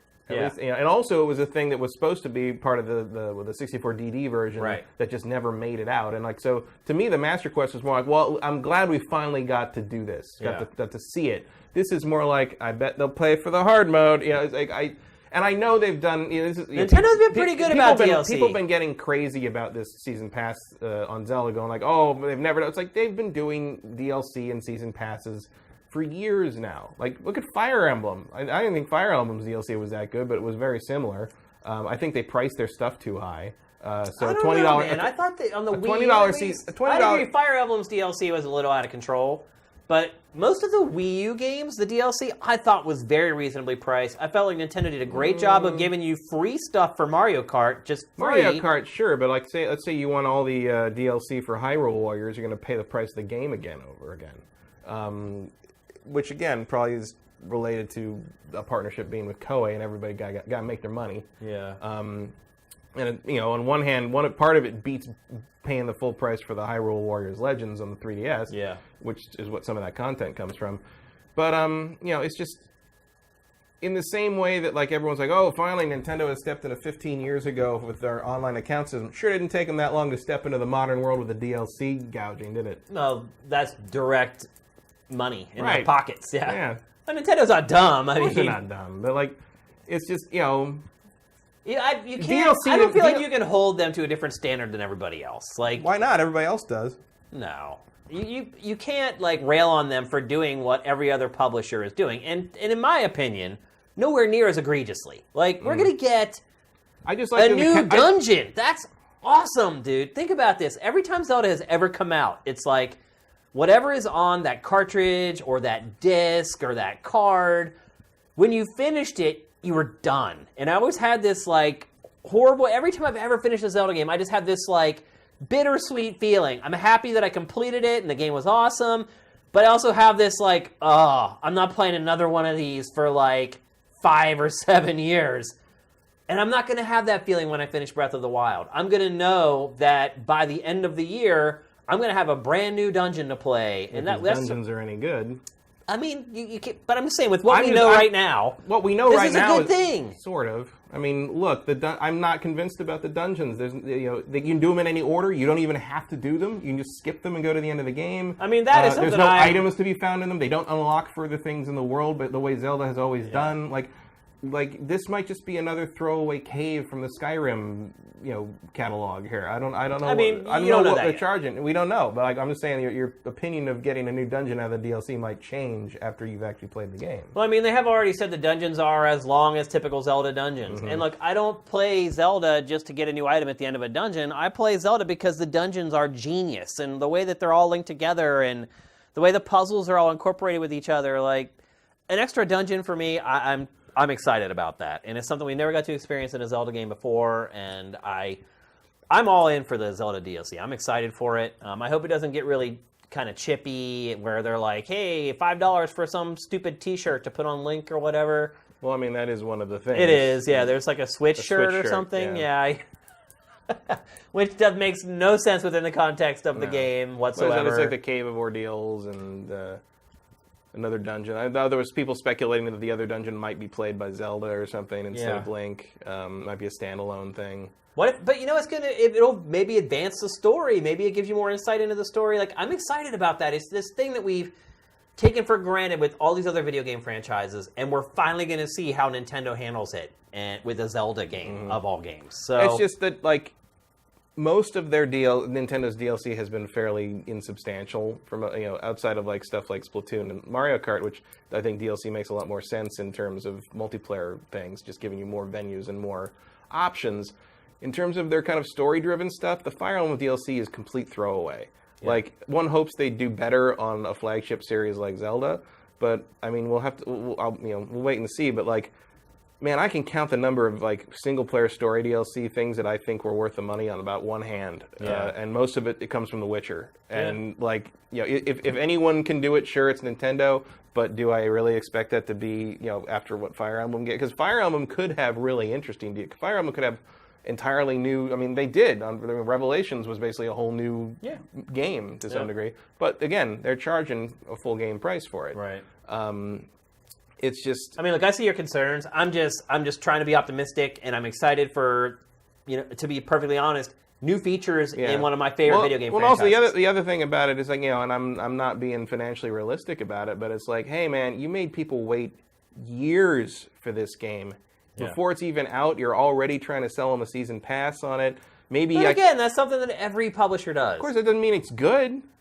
I mean, how about they do things that every other publisher does in the sense of like make your games run in 1080p first, like which they which not even anybody manages to do yet. Yeah. There's a lot of other things they could catch up with that other publishers do before they could jump in on the gouging for extra money. That envelope's already sealed though. The hardware is what it is. I mean, there's no going back on that now. And there's no going back on the extra deal. You're never going to get the whole game in the box anymore. That's all there is to it. I mean, look, we'll have to wait and see. I mean, I don't think Nintendo would be so stupid that it would like end the campaign or on a cliffhanger. No, I don't think they'll do that. You have to pay. It's just sad to me to see this hit one of the big guys like that. And I know it was in Hyrule Warriors and Mario Kart. It was inevitable, though. But those are side things, and if Skyward Sword had made you buy extra shit at the end, or if Twilight Princess HD had said like, hey, that's cool and all, but like if you want the end of the game, that's not. I don't think that'll ever happen. I don't think it'll ever happen. I've never seen any game really do that. Like, that is one thing I will say about story DLC is I've never seen a game where it ended it on like this thing where you're like, and now you need to pay $15 to see what happens. Right. But sometimes. Well, they just updated the ending to Watch Dogs 2. Right. Which is a little It doesn't happen strange. very often. I don't think Nintendo would be the one to do that. I think Ubisoft would be the one to do that. Oh, I mean, is that the first time you've ever heard about a company changing the ending of a game? No. What other? Well, Mass Effect 3 would be the obvious one. Right. And then I think they were... I don't know if that ever happened. They were supposed to give Rage an ending. You remember that? It never had because one. Rage just stops. It did, yeah. And like underrated gem, by the way. And there was supposed to be like they were supposed to finish the ending and put that up as free DLC or a patch later. Yeah. And I don't remember if they ever did that because everyone stopped talking about Rage after about a week. Well, Rage is one of those games. People always ask you like, "What's the one game that like you regret your score or whatever for?" Or what is like your one game that you think is like underrated or misunderstood? I think Rage is that game for me. Like I really had a lot of fun playing that game, and then a lot of other people just completely hated it. Like I love the AI. I don't want to go on a crazy tangent, but I enjoyed it. Yeah. I didn't finish it. It's also made by the same team that made Doom. Right, and I think the pedigree's there. If you play Doom, like you can see it. Yeah. Doom runs a lot better. Oh, for sure. Yeah. than Rage because when Rage started on, I don't think it was playable on. Remember, PC, it was Mega Textures. That was Carmack's big thing with Rage. Or it's just one big texture that just one slaps. big thing, and it's like, yeah, guess what? When you load that into a bunch of PC configuration, it doesn't work so well. Yeah. That was one of the cases where Carmack missed the boat on programming, but. This might be one of our last times talking about Switch before it's out there in the wild. Please. Pretty crazy. Yeah, we've talked about it a lot, but it is the biggest story in gaming right now. Yeah. It won't be long till we'll see everyone else's reactions. A lot of people haven't played it yet. We'll get their first chance. It's still a little crazy to me how much we don't know Yeah. about specifics 2 weeks out. Yeah, the online anything really. Mm-hmm. I mean, we know we get it free until Q4. Yeah. But like that's still not anything to make an informed purchase decision. We know it's going to cost $20 to $30 a year. Yeah. Which is good. It's like not half bad. price. But as far as like everything else, we know the free games go away after a month. I don't think we know if we get to pick the free game. Do we know anything good? The price, that's good. Price is better than expected. But you also think about how much am I really going to be playing a Switch online? Unless you're really big into Splatoon and you haven't played Mario Kart 8, I guess maybe you'd play it a lot. Some people are into Splatoon, but I'm not one of them. I can't imagine what I would be paying for on the Switch. Whatever if it's there, I haven't seen it yet. I might prefer just being able to pay $5 a month and just pay that $5 pay for $5 the month. for 1 month when whatever game you want to play comes out and just play that and then be done with it. Yep. Yeah, I could see myself doing that if, like, I don't know, probably maybe like Smash Brothers. Yeah, like Splatoon. When it comes out, I'll play it. I won't play it over a month, and I have that month with it. It's good enough for me. Yeah, that's all you. Yep. We'll see. I don't care about Splatoon. Might do Mario Kart. I never did play Mario Kart on the Wii U. Oh, really? No. You never played it at all? No. Oh, my God, dude. Play it. It's great. Well, it's coming. Yeah, it's great. Yeah, definitely. If you haven't played it yet, then get it for Switch. It's a great game, man. I love Mario Kart 8. Other than, like, at the beginning, welcome to Mario Kart. Yeah, well, and then, that's no, every you damn didn't let me do Mario. it. It goes, welcome to Mario Kart 8.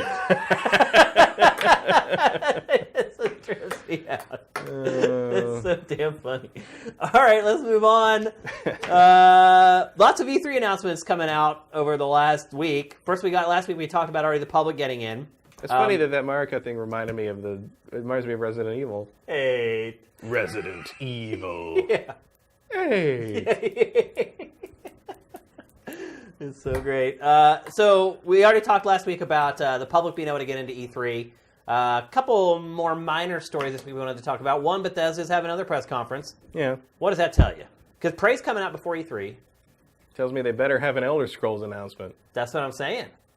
Because I don't know why else you're wasting my time. That's what I'm saying. Yeah. Like Bethesda has said in the past, they will only have an E3 press conference when they have something worth celebrating. And look, all their games have come out at this point. Yeah, there's nothing left. What could it be? It could be Elder Scrolls 6. Doom VR. They wouldn't have a press conference for that. That's too much money. It costs way too much money to have a press conference and rent out location and everything. So it's got to be something big. Well, that's the nice thing about, or at least so far, is Bethesda is not delusional about what things they have are exciting. Because it's like, if Ubisoft is doing this, you just wouldn't know. It's like, who knows? It could be Steep 2. Like, you don't know. Like, what they've convinced themselves internally is good or interesting. But Bethesda seems to be, regardless of what you think of the final product, they're pretty good at being like, you're going to want to watch this, and coming through on it. Yeah. So I'm thinking Elder Scrolls. I don't know what else they could have that would be... I mean, if it's not that, it's something that we don't know about at all. It's new, or another Prey or something type deal. Or like Dishonored 3, also, damn the torpedoes, we're going to make this series until you until you get it. I don't know. But they've already got out all their franchises this gen. Yeah. It's like, what could it be? The only other thing I could think is, if I'm talking about dream Bethesda announcements, we've buried the hatchet with Obsidian. They're making the next Fallout game. Yeah, because that's possible. Obsidian does need work. And Bethesda did just say that Fallout 4 is like its most successful game ever. So and maybe the one big thing that circulates around all the Fallout discussion, all the Fallout communities, and all the Fallout fans is even whether you hated or loved Fallout 4, pretty much everyone can agree that New Vegas is better. Yeah. And just in terms of, Fallout 4 after a while it was, because when New Vegas came out, it was a disaster. Is a slow burn. Yeah. It was a disaster at first. Right. It was like broken. Like people couldn't even play it. Yeah. It's just like, now, if you go back to it now, install a whole bunch of mods, it's great. Yeah, it is. Yeah. Fallout 4 is better shooting, but that's not really what people are after in Fallout, really.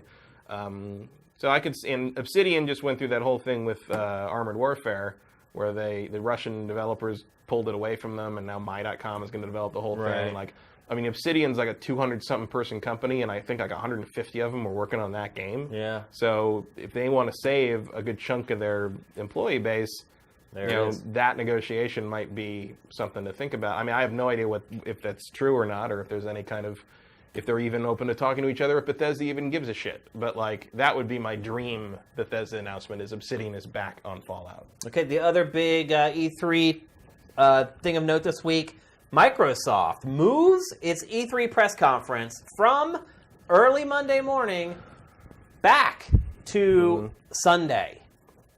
We're going to be having these things the Monday before E3 in 3 years. It's just going to be press conferences and everyone's going to go home. Matt, why would they do this? Because my position is... Microsoft doesn't want to get up in the morning.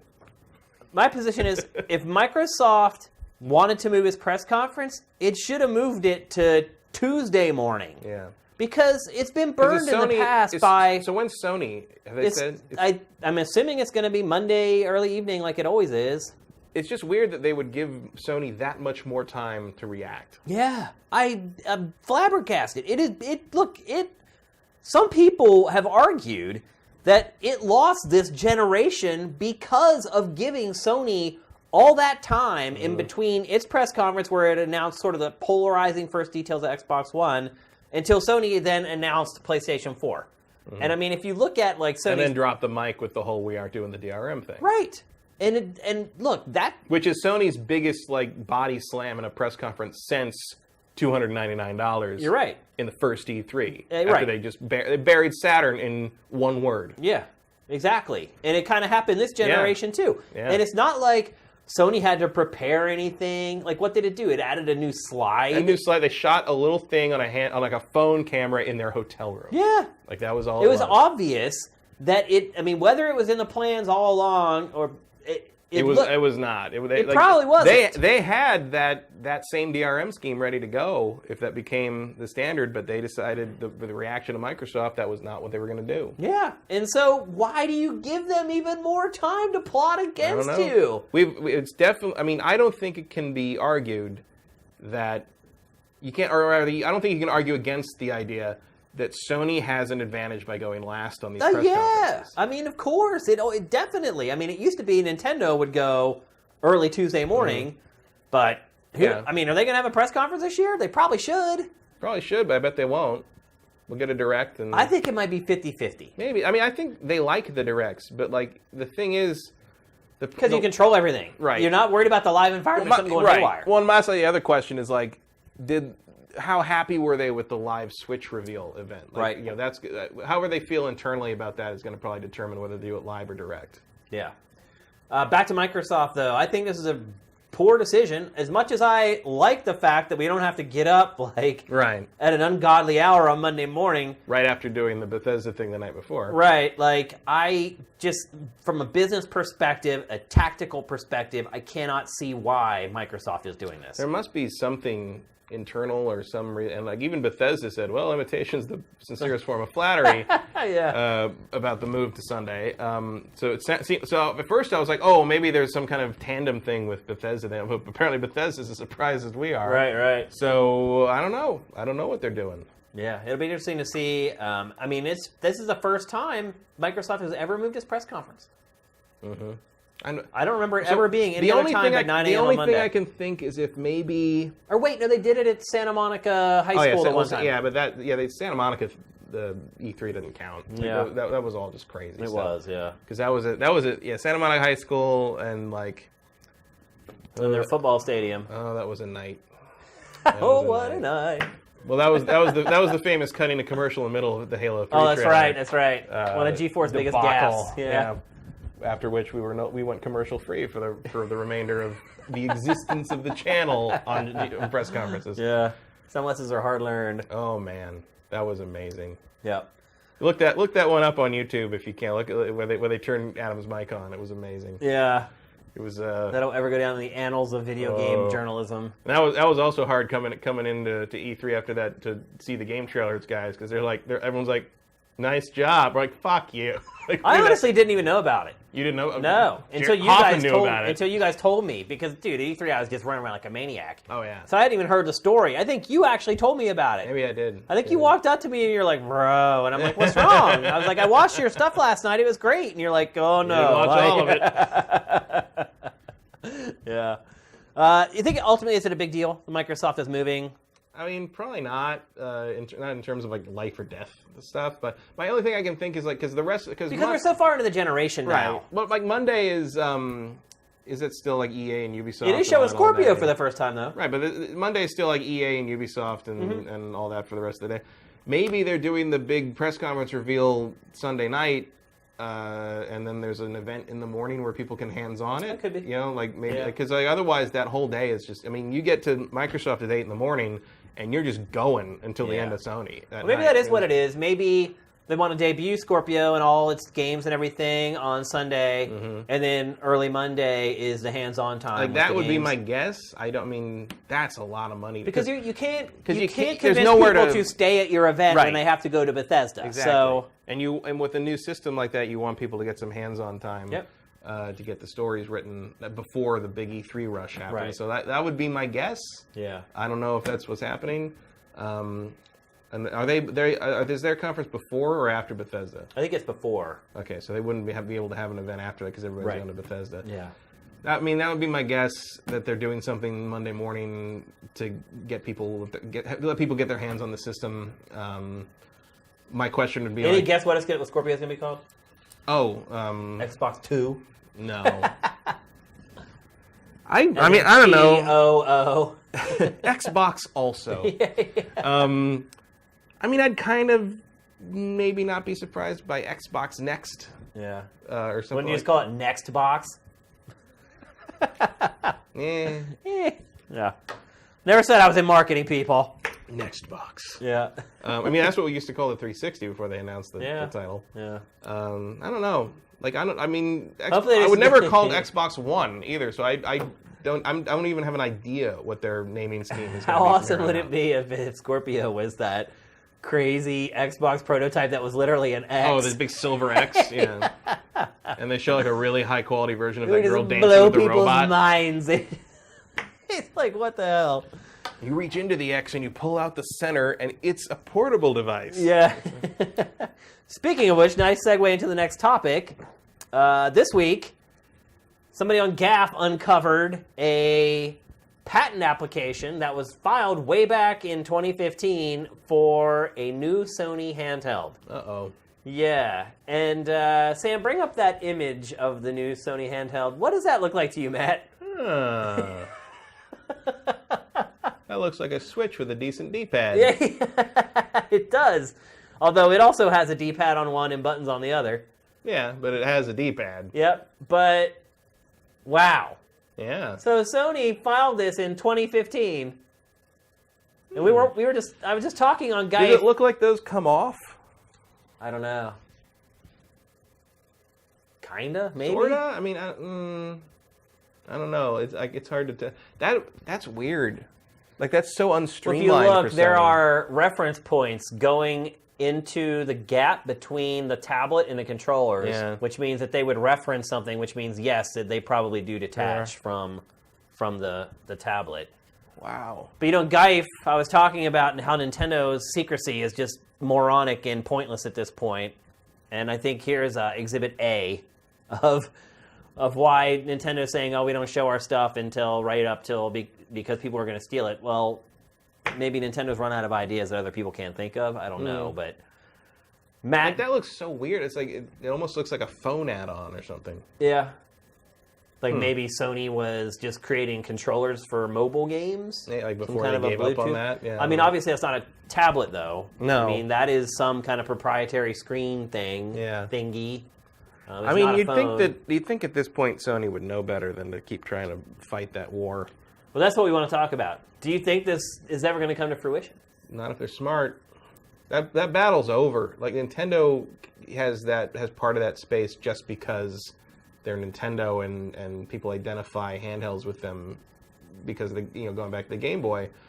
But it's not a market that's worth fighting over right now, I don't think. Especially when, if the Switch takes off, between 3DS and the Switch, you've got that cornered for Nintendo. If the Switch doesn't take off, it means no one cares. Yeah. So I don't see any advantage for Sony getting into that realm again. I mean, look, the Vita in America was a complete and utter failure. Oh, yeah. Japan, though... Japan did even in America, the Vita is still your go-to source for anime. For JRPGs, in a lot of ways. Somewhat, but also like kind of the visual novel, weird throwaway kind of... I see that stuff come through the Sifted feed on a regular basis. I'm just like, another Vita game. It's like, I haven't turned on my Vita. At least they found I don't know where my Vita is. I haven't turned on my Vita in probably a year and some. Oh, it's been longer than that. The last thing I played on the Vita was Suikoden 1 and 2 when they hit the PlayStation Network, the classic PS1 Classics thing like 3 years ago. It was a while. I took it for the trip home over the holidays and never turned it on. I do that all the time, or used to. I don't know where it is now. But I would always bring it with me on trips and never open it. Yeah, I did that just this holiday season when I went back to the East Coast for Christmas and New Year's and everything. And I had it in my bag and I never turned it on. And if I do open it, I inevitably play either Persona 4 or Ninja Gaiden. No, you're right. I played 2 games I bought at launch. I end up playing like tower defense games and things like that. Just things that are mindless that you can try over and over again because it makes the time go so fast. And I still get add the free games every month from PSN to my account for the Vita, even though I know I'm never going to. It's just a compulsion at this point. So why do you think Sony filed that patent? Inertia. I don't know. If you've been making stuff forever, I guess they're like, hey, this is a decent idea. File it just in case we feel like we have to jump in on it or something. I wonder what Sony thought whenever Nintendo unveiled the Switch. I wonder when Nintendo filed the patents.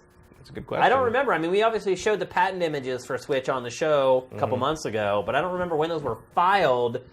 I wonder if maybe this could get into a nasty, legal fight. I mean, you would think by now Sony would have already had its legal team reach out to Nintendo if it felt like it was infringing on any patents, I guess. Yeah.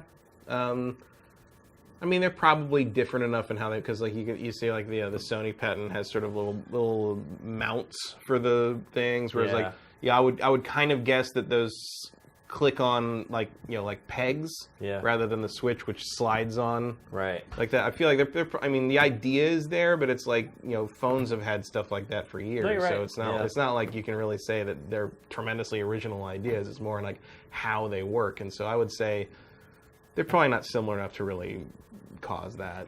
And also, what's in it for Sony doing that? Going after Nintendo like that? Money. Nothing. But you're not going to win that case. You're going to get a settlement. It's going to be like the Bethesda thing, except not nearly even probably that high profile. Also, you might see some legal action if the Switch is a giant hit. Right.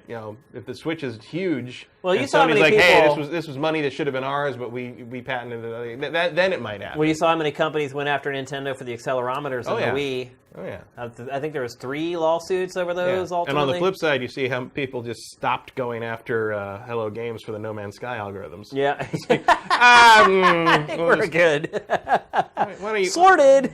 Oh, no. Never even heard of it. I don't know. Yeah, I agree with you. There are no algorithms in No Man's Sky. Yeah. I agree with you. I don't think we'll ever see another Sony handheld. I think Sony... the crazy part about it is the PSP was actually more successful than the 3DS. Yeah. And that was barely enough to convince Sony to do another handheld. So, based upon what's happened with the Vita in the US, look, it's still a viable platform in Japan. The market has shrunk to a frightening degree, to the point that I just don't think there's room for two competing dedicated handhelds, and Nintendo's got that cornered. And I would argue, too, that Nintendo's first-party lineup is far more compelling to a bigger audience. Oh, yeah. And so, if Sony had, that's proven with the Vita. Right, but if Sony had not done what they did with the PSP again, where it's just like, we're just going to put inferior versions of PlayStation console games on this thing, which they said they learned their lesson and weren't going to do at the beginning of the Vita, and then proceeded to do exactly that after the launch lineup came out. Yeah. You know, they rode cross-buy on that for years. Like, it's like, oh, you buy the Sly Cooper 4, and you also get it on Vita. I'm like, okay, well, I'm never going to play it on Vita, because why would I? Exactly. Especially with remote play. Yeah, this is the same thing with, and also, again, this is the same thing, that problem I have with the Switch, is like, I'm never going to play a game I care about on the road, because I'd rather play it in 1080p on my TV. There's just no appeal to me there. But I think the appeal of the Vita, the difference in strength of the first-party lineup. Oh, yeah. When you look at like how Nintendo's able to sell its hardware, its handheld hardware, and how Sony was unable to, because I just feel like there isn't an affinity for Sony's first-party products like there are for Nintendo's. People will buy Nintendo's handheld hardware to play that handheld version of Zelda, because it is a completely unique game. Right. Well, also the Nintendo's never been afraid to have like their handheld content be more of a throwback to the classic stuff. You're right. You know, like GBA was very much like, it was like having another Super Nintendo, and to the, Vita's Fire Emblem, hey, it's a handheld PS3. Exactly. Like Fire Emblem, or even Link Between Worlds, which was a throwback to Link to the Past. Yeah. Like, they trade very well on the nostalgia in their handheld lineup, whereas they try to kind of make new things and push the envelope more on their console lineup. Whereas Sony just wants to give you the same experience on a smaller screen. Yeah. And the only strength of the Vita that has really been played up in America so far is like there's been a lot of games, mainly anime derived or JRPG derived, that only come to the Vita in the West. Yep. So that's and that again. Exclusives are what drive you to a platform, and now it looks like those games have started to gain enough of a following that you're starting to see localizers announce these games for the Vita in the West, and also PC, which is going to finally kill the Vita dead. Dead. Not in Japan. But I admit I'm impressed by last year's E3 conference, where Sony just kept just like also for the Vita, also for the Vita, also the. I mean, they're not. I give them credit for not abandoning the people who bought that system. Well, I mean, they did kind of abandon. Oh, they did, but they came back last year. They finally mentioned it again. The two prior years, they had pretty much just gone. I mean, I thought you were never going to see them mention that system again, ever. But they got out there and they held it up on stage. I couldn't believe it. Sony's smart about that, though. It figures out that it has these kind of little niche audiences among its customer base, and it will give them nods here and there. And now say, hey, we see you. Yeah. But hopefully, unless you're a fan of Wonderbook. Yeah. that's probably not coming back. Yeah, probably not. All right. The iToy. Yeah. The iToy? What the hell? Vaguely, yeah. I'm starting to wonder if PlayStation VR is going to be another iToy. A lot more expensive version of the iToy anyway. All right, next we're going to talk to you about Sniper Elite 4. I have not been playing this game, but Matt has. Yeah. Matt, I think the first thing I would ask you about this game is, does it get boring? Because sniping in video games is, for me, is one of those things where I like it when you get the obligatory level or two that you always get in every shooter. There's always, even like in Resident Evil 4, there's like a one level where you're sniping. And most shooters have like a level or two where you have to do it. And I enjoy it then. But in the past, playing not just this series, but there's like 3 series that's focused on sniping, I always find myself after a few hours getting tired of it. Does Sniper Elite 4 manage to kind of trump that sort of repetitive nature of these games? I think it does to some degree. It's not doing anything particularly different from Sniper Elite 3. It's much prettier. I think there's more stuff to do in the levels. They're a little bigger, maybe. The main thing about it is, and this is one of my kind of pet peeves about stealth games, is or at least stealth games that also let you go loud. Is a lot of those games will kind of have that thing where they make you feel like you're doing it wrong if you blow your cover, basically. Some games will just end the mission. It's just over. This game does not do that, and it actually because it actually encourages you to play it how you want. And if the way you want to play it is blowing stuff up like this and like running around taking guys out like with no care in the world other than staying on the move, that's viable and that'll work. Like, do you have like a handgun and like a machine gun? You have a handgun, you have a machine gun, and you have a sniper rifle. Oh wow! Okay. And you have trip mines, and you have TNT, and you have grenades, and you have sticky grenades, and I mean you have tons of stuff to play with in this game. And they encourage you to set traps. You can booby trap bodies. You can, shoot stuff that makes things blow up. And then like on the first stage, you're right near a Luftwaffe base. Planes constantly fly over, and there's a little indicator that says your sound is masked because the sound in the ambient sound in the area is too loud for someone to pick out a gunshot, basically. So you wait for the planes to go over, and every time a plane goes over, like someone's head explodes, and they don't really seem to put that one together. Right, but so it's kind of about move to this place, wait for the planes, shoot a guy, move, or you can sneak up behind him, stab him in the throat. We call it a day. It's very it is totally viable to just go loud and wait for them to come to you and mow them all down with an MP40. Like you can absolutely do that. The game does not. The game still gives you experience for it. It doesn't. But is it like really hard? Because a lot of times these games will be like, oh, here's an AK-47 and a handgun. But what you find is like if you get within 50 yards of the enemies, they shoot you once and you just die. No, and it's just kind of this roundabout way of telling you, hey, don't do that. No, I haven't run into that too much. Really? I'm playing it on normal, so it's probably a little forgiving in that. But like, the game's very good about them not knowing exactly where you are. Okay. Once you're spotted, like if you shoot and the gunshot is heard, it's a triangulation system basically. So the little triangle will spin on the map where you fired the weapon. The enemies that heard it will turn yellow on the map, and they'll come investigate, basically. Okay. If you move out of the way, they won't see you, and if you hide nearby, they'll come like, and then they'll look around. The thing is, like they'll look around, but you can take them out on the way, and like it won't alert anybody unless they see the body or they're too close to hear something happening. Right now, I do have a silenced pistol, which helps. I just I screwed up at one point, mistimed the firing, and as I was trying to get away, somebody saw me. So they came down to look for where I was. Right. And somebody saw me because there was a boat. There was a boat on the coast, and I didn't see that they could see me because I was hiding on the beach. And they came along, and they're walking. They're walking. So there's an officer and two soldiers, and they're looking at the body, and they're like, blah, blah, blah, blah, blah, blah, blah. And so there's a go there. So one soldier goes this way, and the lieutenant leads the infantry guy away from him. And I go right past the bush I'm hiding in, and I'm laying down with the silenced pistol, and I just go. And take out the infantry guy behind him, and the lieutenant keeps walking, like he doesn't even see it. And so I come back out, and I'm just like, and I sneak over, and I come up, and I stab the guy in the throat, and I take his duty roster, because all the lieutenants have duty rosters, and if you get them, you can then see the soldiers under their command on the map. Oh, okay. So there's a lot of incentive because if you pull out the binoculars, you can tag everybody, you can tag people you see, and if you hold the lock on them.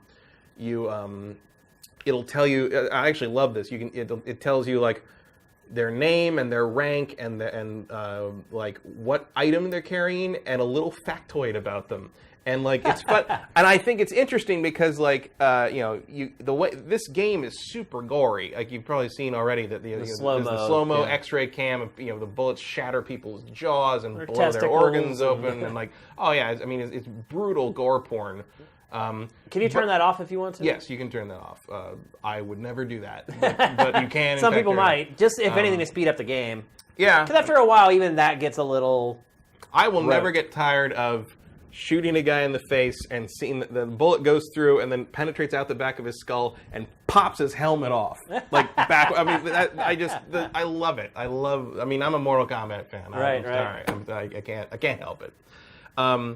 Or like even here, you see like you can shoot this guy, or you can wait for him to get under the cargo there and drop that off. You can tag all that with your binoculars, but it gives you a little like the tagging the guys.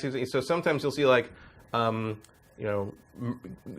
basically executed entire farm family for not evacuating from town, or misses his mother, or stuff like that. Right. And it's like this weird way of humanizing the Nazi soldiers. Oh, jeez. And like, which like on one hand is sort of like, ooh, but on the other hand, it is kind of reminding you that like a lot of these guys were not there by choice. Right. And it had a couple. I mean, I still killed them all, but like, but the point of it is, you can see who has collectibles on them. You can see who has important papers. So if you want to ghost it, basically, if you want to go through only killing the people you need to kill, only kill the people that are important to kill, you can ID them and decide, I'm going after him. Got you. And he's the one who has that thing I need, or he's the one who has the collectible I need. And the other thing I like about it, and maybe you get, I don't know, something that helps you with this later, but so like one of the things you collect is there's lots of collectibles in each thing, which is not as annoying as it might have been. That's kind of surprising to hear about. There's like 8 or 9 types of collectibles, because a lot of them are letters you're collecting from it. But one of them is called Last Letters. And it's this thing that they used to do they would do in the German army in World War II, and they would write, basically a soldier would write a letter to their loved one that they'd keep on them, and if they got killed, the idea was that letter would get sent to the family. Right. And so there's a bunch of guys where you'll scan them, and it'll say last letter is their item. So you have to go get them and find. Here's the thing. There's no indicator for where they are or who has the letters or anything like that. If you shoot that guy from 1,000 yards out, you got to go find his body. Oh, geez. So it encourages you to not just do one thing over and over again if you want to complete everything. Like, so on the guy like that, if I spot a Last Letters guy, I'm like, okay, I got to go in close. Right. Because otherwise I'm going to lose his corpse, basically. Yeah. Or he might fall off a cliff or something. And the game, like, it is enjoyable to me to do all that stuff, to work your way through it, and the way it kind of forces you to do things other than sit in a tower and shoot people with a long-range gun. Yeah. And the other advantage I think it has is it's very pretty. But is it pretty? It doesn't look that good I think to it's me. pretty in terms of the landscape and the architecture, and it takes place in Italy, so there's a lot of like kind of Italy's beautiful. A lot of fighting in like these really beautiful like seaside towns in the early part of the game and stuff like that. And so you're saying the setting is is nice. Technically, though, it's not a real looker. I don't think it's all right. I mean, on PC, it's very nice. Yeah. Maybe it's not. This so is much. the PS4 version. This is PS4. Yeah, it's not. This is not as great looking. I mean, just look at the water. Yeah, the water is very nice on my. I mean, maybe at the ocean, but like when you step through puddles and. I mean, look, it's not an ugly game. It's just not top tier, so to speak. Well, it ain't Uncharted 4 or anything, but like. What about the story? Do you care? No, it's bog standard World War II stuff. That's what I figured. Like it's a. But what does this make you think about? We had a discussion about Call of Duty kind of returning to this era. How do you feel about that after playing Sniper Elite 4? I feel like Call of Duty will come up with a better premise really? than this. Like, I mean, this is literally like gruff, deep-voiced American man like works his way up the Italian peninsula, like shooting Nazis until they all go home. Right. Like, I mean, there's no pretense towards narrative really here. I mean, other than them trying to humanize the Nazis, I guess. Yeah. I mean, you see that. I mean, it's like I don't mind the idea of like that whole like taking the. So there you see the icon up at the top that indicates those planes are drowning out any noise you're making. Yeah. Like I don't mind the idea that like a lot of the people in World War II were just there because they were told they had to. Be there. Yeah. It was the draft on both sides was a reality. Yeah. Your guy is not there because he has to be there. Your guy really likes shooting Nazis. Yeah. Like he is super happy. Does he happy. Celebrate it? No, but like he's in the cutscenes, which are mainly at the beginning and end of the missions. There's sort of the thing where he's like they're hunting for you. They know you're here. There's no way you're gonna. He's like hazard of the job. Gotta do it. It's like okay, dude. Like. This man is very excited about popping some skulls in the Italian countryside. Matt, how do you feel? Except he never gets excited, but you can tell this is the job he enjoys. How do you feel about the scores this game's getting? It's getting like 8, mid-8. I would kind of put it up. It seems like I should have drafted this game instead of For Honor. Well, at maybe. This point. Who would have ever guessed? I said at the time I was not sure how For Honor was going to be received. Yeah. Like as a fighting game fan, I know it's actually going up. It was around 7, and it's starting to tick up. One thing I noted is that It seems like the longer it takes an outlet to review For Honor, the higher the score they give it. Well, you say like the more you play it, the more you like it. Yeah. Because you have to learn it. It's not a first. For Honor's not a first impression game. Yeah, really. It's not. I saw I think I saw the depth in it because of my fighting game background when I originally played it. But I certainly gave them more of the benefit of the doubt for the campaign than I should have at the time. So do you think that's right? I mean, look, we're not going to do a game eval for this game. It's kind of like one of the few B-level games, but it's actually ascended up to almost being above that. It is a B. I mean, it is a B movie game. I mean, it is and it's one. But I guess the thing is, like, I've played Sniper Elite 3. After I played this at E3, I went back and got Sniper Elite 3 for like $5 on Steam, and I'm like, yeah, this is fun. This, I think, is better. It's just I feel like the areas are bigger and there's more to do. Is there any multiplayer in this game? Yeah, there's I haven't played it, but there is multiplayer and there is co-op. Cool. Through the campaign. How does a co-op work? Are you just both shooting, or is one person a spotter and the other one's shooting? Or you're both capable of doing all the same things, but obviously you can one can use binoculars and spot for the other player and stuff like that if you want. So I have not played that, but I imagine that's pretty fun. It seems like a good game for that. Or you can also sort of take opposite sides of the map and get kind them caught of in the middle. deal with that. So like. I guess I would say it's like, how like sometimes you get those like European like kind of B-list games that like have like the Eurojank. This is like that, except there isn't really any jank. Wow, it's it's shockingly jank free. Wow, and it feels like a really high quality. It feels like it could be a AAA game if enough people cared about it. Right, you know what I mean? Yeah. I'm really happy with it.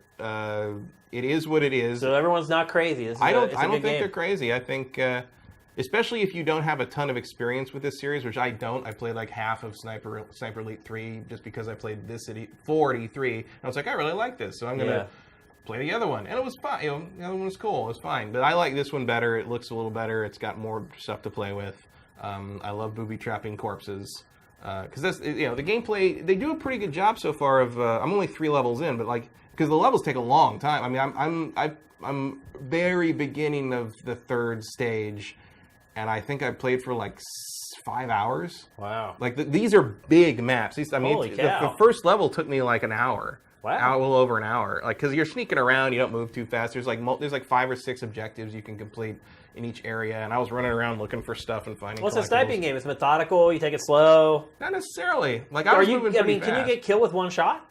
If a sniper gets you, yeah. So high stakes. You got to kind of take it. There's no snipers in the first level, but you start running them, and then you see like a little glint of the scope. And see, there are some sniper battles. They can see you way further out than any other character, obviously. Otherwise, it'd be too easy. Right. Yeah. But it is real satisfying when you see that glint first. Oh, yeah. And you're just like, oh, I see you. I know where you are. I'm gonna wait, hold my breath. Well, cool, man. It's good to hear kind of a game that's flying under the radar that might be worth picking up for people who like certain kinds of games. If you're looking at that footage and you're like, oh, that looks really cool, you'll like it. I guarantee it's not, obviously it's not open world, but those maps are big. Like you saw the map, the actual map that got brought up in the B-roll. Yeah. They're big, they're large size to the point that I was a little surprised you can't get in cars and drive. Right. Actually, like because the one of the mechanic, like the stamina mechanic, is basically your heart rate.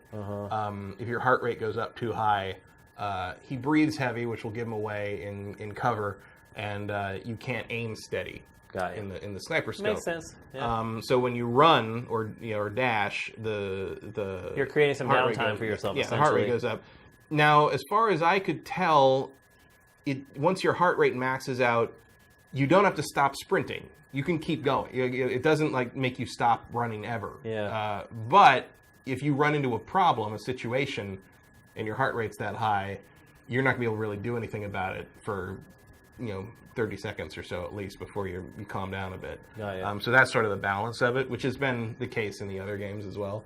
But I would say, like, if you dig the military thing, if you dig the sniping thing, if you think the X-ray stuff looks cool and you've never played this game, I'd say check it out. Like it is what it is. It does what it says. It's pretty straightforward, but I think it does it well. All right. Let's move on. We're going to talk next about, I've been juggling 2 games the last 4 or 5 days. Obviously, I've been talking about For Honor. I've been playing that I've also been playing Halo Wars 2. Matt, did you play the first Halo Wars? A little bit. What'd you think of it? Me. Me? I'm terrible at real-time strategy games. Oh, really? It's just not really Look, I'm no expert, and I would say it's probably the genre I wouldn't say I know the least about, but I would say it's one of those genres I'm not as qualified to evaluate as others, I guess is the best way to put it. I've played a ton of them, but I'm not an expert on it, and...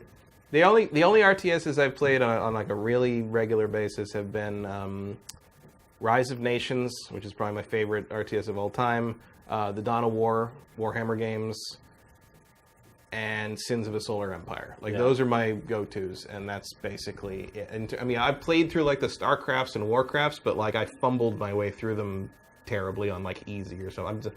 Is not my genre. So as somebody coming from that perspective, I'm surprised you didn't like the first Halo Wars, because it is kind of created for people like you and me. Sort of, but like, here's the at the same time, while it is, I can't get around using a controller to play an RTS thing. I just didn't feel... I mean, it was better than average, but I just didn't feel that it worked properly, and I was more frustrated with trying to get things to do what I wanted them to do.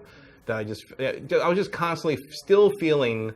I mean, I think they did a good job with it, but I still just constantly felt like I wouldn't have had that problem if I could just use a damn mouse. Well, you're not going to like this game then, because I don't expect to. It basically uses the same exact control scheme as Halo Wars 1, but I actually differ with you on that. I think it is pretty much found the best way possible to control an RTS with a console controller. You're right. It's not as good as playing with a mouse and keyboard. It's not even close. Can I play it with a mouse and keyboard? Is this also on PC? I've been playing the Xbox One version. Is it like it's cross? It is cross-play, yeah. All right, maybe we'll try it. So, but here's the thing, though. I feel like this game has been built for the controller. I feel like if you played it with a mouse and a keyboard, it would almost be like too easy. You see what I'm saying? Like the game is balanced to assuming. I don't care about that. You don't. No. I think the game is balanced, assuming that everyone's using a controller. And I think if you were to use a mouse and a keyboard, it might be really easy. I think the game is pretty easy already using a console controller, but I'm really enjoying it. One big thing about me with RTS is, with the exception of a couple franchises, like obviously Command & Conquer is something I grew up with, so I have an affinity for that. StarCraft as well, like I get into that universe. But a lot of RTS games, like I just don't care about the subject matter.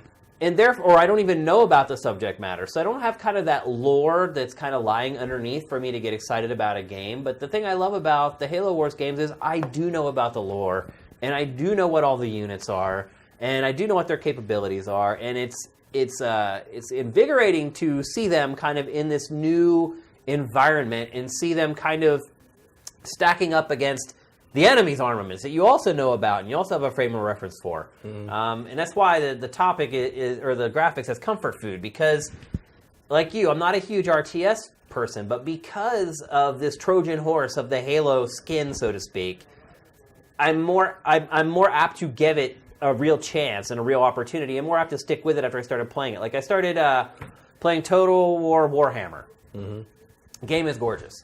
Hardcore RTS. You know, I had watched the trailers for it. They sent me a code to review it. I played it for like 3 hours, and I was just like, I can't do this. Like, it was just so complicated. No, Total War games are up there in my list of games of like, oh, I wish I could be good at this. And the verbiage is so obtuse. It's like, I can't even understand like when they're talking about basic things, because they use this stuff from like the 40K universe. Right. That I would understand because I've played so much Dawn of War. I mean, I've played a good bit of 40K stuff, and... Here's the thing, like, the thing about RTSs and me, and maybe people who are listening to what I said Rise of Nations, Dawn of War, and Sins of a Solar Empire. The common thread through all of those games is that they have a game mode where you take over a world map, basically. Right. Yeah. Like, that's the thing I'm interested in. I love this. Like Civ. Like Civ, or like Total War. Right. They do that. But like that's what I love about the conquest mode in Rise of Nations was an eye opener for me. And Dawn of War, my favorite ones are Dark Crusade and Soulstorm, which you pick a commander, you have a giant map, and you kind of do a little turn-based thing. And every time your turns end up with two armies meeting, you have a real-time strategy game battle that determines who gets to control that, and then that gives you bonuses. And you can add stuff onto your commander and gives you more bonuses, in gameplay. And so that stuff is what really hooks me in an RTS. The actual gameplay of an RTS, like what I'm looking at there with Halo Wars 2, where it's like you're just playing a campaign going through like a Halo, a Halo story. I don't really care about that. Here's what I would say though. This is the best Halo story maybe ever, Matt. I'm not even kidding. Like, I mean, the bar is pretty low at this point.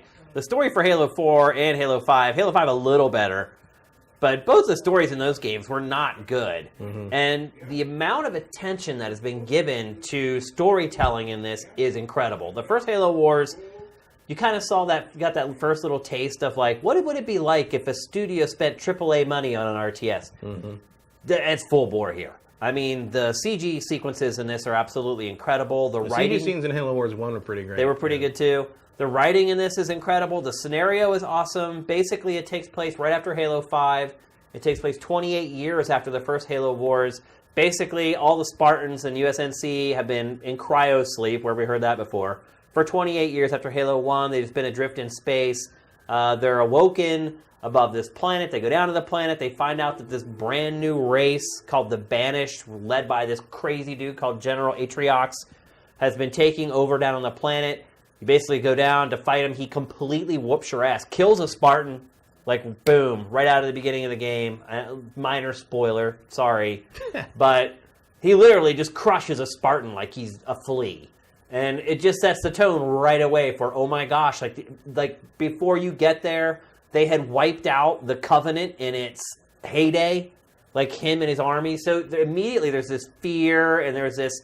They do a really good job of establishing right away, hey, here's the bad guy, and he's a badass. And that is a small thing in games that, to me, pays huge dividends, and so many games forget to do it. And so I've been completely hooked into the story in this. The gameplay, it's very streamlined. Like, the base building is really simple, like you can see. It's basically just like, choose from a modular menu, drop the thing down. Resource management is really simple as well. I'm really having a blast with it. I'm not finished with it. I'm about 5 hours into the campaign. I've probably played about 6 or 7 hours of multiplayer, and the multiplayer is great too, man. Like, they have this mode called Blitz that really streamlines everything. Like, you don't even have to like create resources. It just randomly spawns around the map. So you're not like constantly worrying about like creating this plant that creates this ore that you need to build this thing. Like, again, as someone who's not a hardcore RTS player and has had problems, in all honesty, getting through some of the more intricate, more difficult RTS games, like this hits the sweet spot for me. And again, like it probably has the best production values of any RTS I've ever played because it has that Microsoft money going into it. Like, you know, a lot of RTS, the cutscenes are kind of handled in engine, and then the camera zooms in, and you see that the units are made out of like 500 polygons. Like, they do handle all the storytelling pretty much with CG sequences, stunning CG sequences, I might add. There's some storytelling on the fly, but it's usually just voice communications that you're getting. There's a new Cortana in the game who you immediately kind of fall for, and I don't feel like I miss her so much. Like, the writing's great. She has her own personality. Her name is Isabel.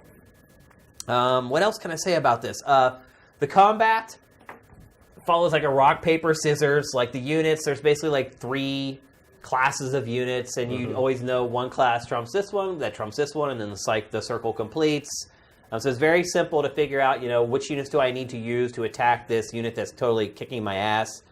There's a skirmish mode. You can play it by yourself or cooperatively with a friend. There's stronghold and domination modes, which are your typical kind of like capture the point or capture the node type modes.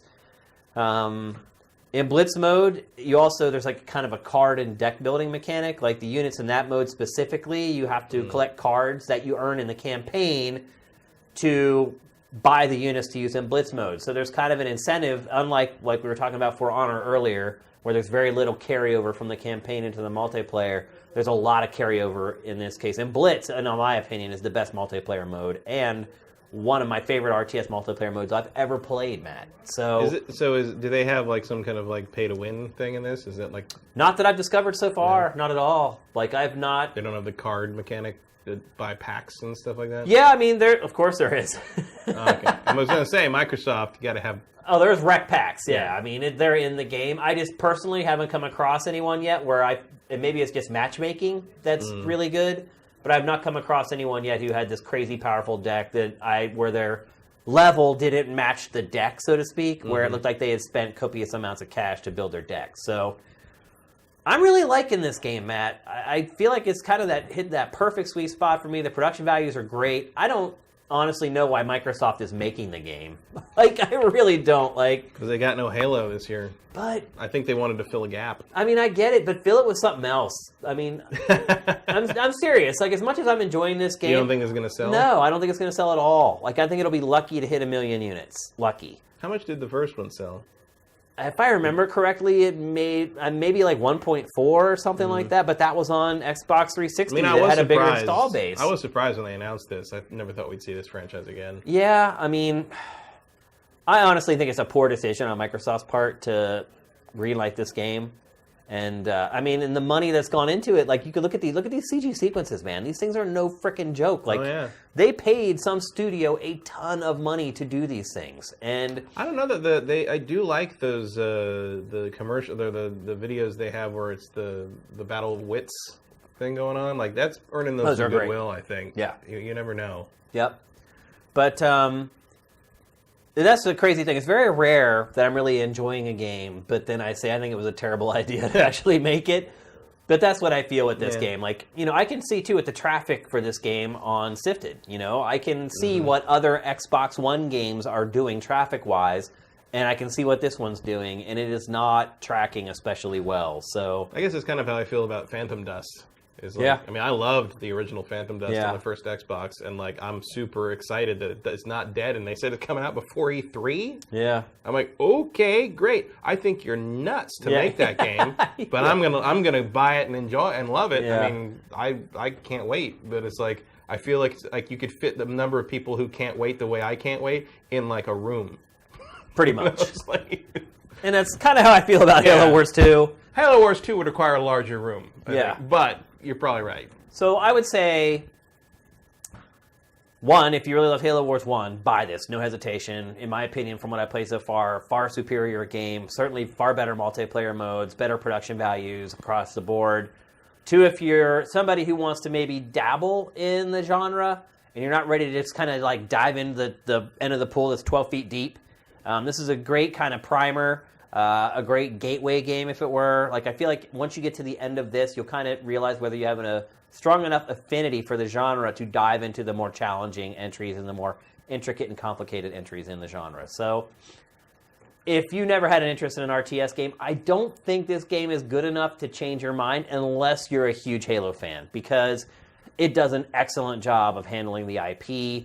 It's creating a brand new story arc with a brand new race that's never been a part of Halo before. I have a feeling this is going to lead right into Halo 6. Whatever the conclusion of this is probably going to lead right into the Halo 6 plot. And there is that bonus factor of it being an RTS in the Halo universe. Like, if you don't care about Halo, obviously that's not going to have any sway for you, but I do care about Halo, and I like Halo. And it makes a difference to me playing with units from the Halo universe and seeing what they're capable of in this whole other theater of war. And also against these armaments from the enemies, because the Covenant is in the game. Like, you'll see them. They're almost like the henchmen of the Banished in some ways. It's like the Banished conquered them, and now the Covenant is their bitch, so to speak. One of the other problems I had with Halo Wars was I just found... the side I was forced to play boring. Yeah. I don't find the well, I mean, look, the USNC is what it is. Yeah. It's like a bunch of white bread honkies out in space. Like I just felt like the Covenant had way cooler toys to play with, and like that's sort of like, in an RTS that's like half the battle there. I don't know. There's something about... Like, I've worked up to the point that I have another guy with a machine gun. Great. It's like, that's just infantry. It's like, having a Warthog and watching it wheel around and having a guy in the back operating the turret separately, and all the other vehicles that are in the game that are typically on the side of the USNC. I guess that's just a matter of opinion. Yeah, I just don't. If I'm going to play something that's like straight up machine guns, tanks, and jeeps, I'm going to play Company Heroes. Yeah. It doesn't grab me. I'm interested in Company of Heroes, games like that, they have that. This isn't for people who would play those games. Mm-hmm. Because Company of Heroes is like, if you remember, they have like the whole cold mechanic. Like, I hated that. Like, Company of Heroes 2, I started to play it, and they have this crazy mechanic in it where you can freeze to death. And what I found is just like, the whole game, all I'm thinking about is whether I'm going to freeze to death or not, and I never had fun with it, and it was another RTS where I played a few hours of it and never went back to it. And like, there's no... All like the contrivances and the annoyances of the genre for people who don't love the RTS genre are stripped away here. And it's pure, and it's simple, and it's easy. Yet, as you get farther into the game, you have to really start kind of using your noggin. And I don't know. I think it's a good gateway game. I guess it was just like kind of similar to how I can't remember who said this. It was way back in the day, but I remember it's an article about why. I wish I could remember who this was, but maybe it was Tom Chick. I don't know, but it was basically about like why the writer loves Civilization but doesn't care about Alpha Centauri. Sid Meier's Alpha Centauri. Yeah. And I was like, I'm interested because I obsessively played the Civilization games, but I never got into Alpha Centauri.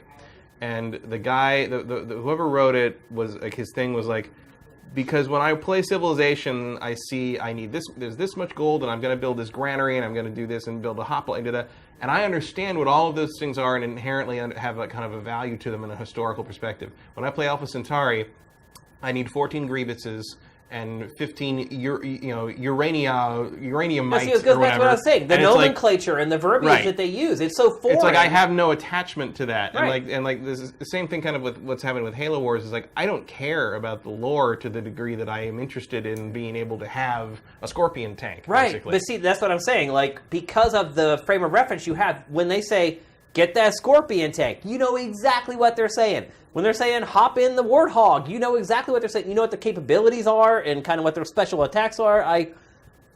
For me, that goes a long way. Yeah, see, for me, I just find that it makes it predictable and I'm not interested.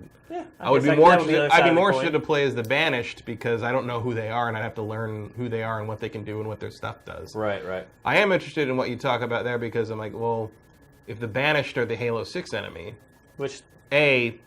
good, because I hate the Prometheans. So do I, yeah. That also makes it interesting in that it makes me wonder if Halo Wars 2 might have a longer tail than we expect, because if it turns out it's like, oh, by the way, Halo 6 is bringing in the Banished, and if you'd like to know who they are, here's this game that came out last year. You know, it's like, well, I haven't finished the game yet either, so I don't know if like General Atriox dies at the end, or even if he does, I feel like that's still a faction you can build on somehow. Yeah. It's a new thing. Yeah. So I'm enjoying it. The reviews have been out there for a couple days. The embargo lifted, I think, on Wednesday or Thursday. It's hovering around 8 to an 8 point whatever. Also, one of my games I drafted. So I've already got like 3 games in the books. I have For Honor, which is slowly creeping up to an 8. I hope it gets there. And then we have Halo Wars, which is basically at an 8, around an 8.2 or something like that. I drafted him in the middle rounds. I'll probably take an 8. After the last couple seasons where I didn't even have half of my games finished, I'll take what I can get. So that's it. That's Halo Wars 2. We're ready for our trailer of the week. As always, as we're watching the trailer, get your questions in. I told you the show was going to be shorter. It's only been 2 hours and 15 minutes. Only. We're usually at hour 3 at this point. I know. Like, we're only as long as a Marvel movie now. What the hell? Our trailer of the week this week is for Mass Effect Andromeda. And I know we've used it before, but they just started a brand new video series for the game, and the first one that they kicked it off with was combat. And combat is something that we've seen very little of, like little flashes here and there, little cuts of it in trailers. This whole trailer explains the combat, how the weapons work. It's insane. Like, have you watched this already? Mm-mm. Oh, man, I wish you could hear it. I want to be able to hear it. Also to watch Sam's face. Man, the weapon upgrades and all this, it's pretty crazy. But anyway, we wanted to show it to you guys in case you missed it this week on the site. Get the questions in right now. Here is Mass Effect Andromeda combat trailer.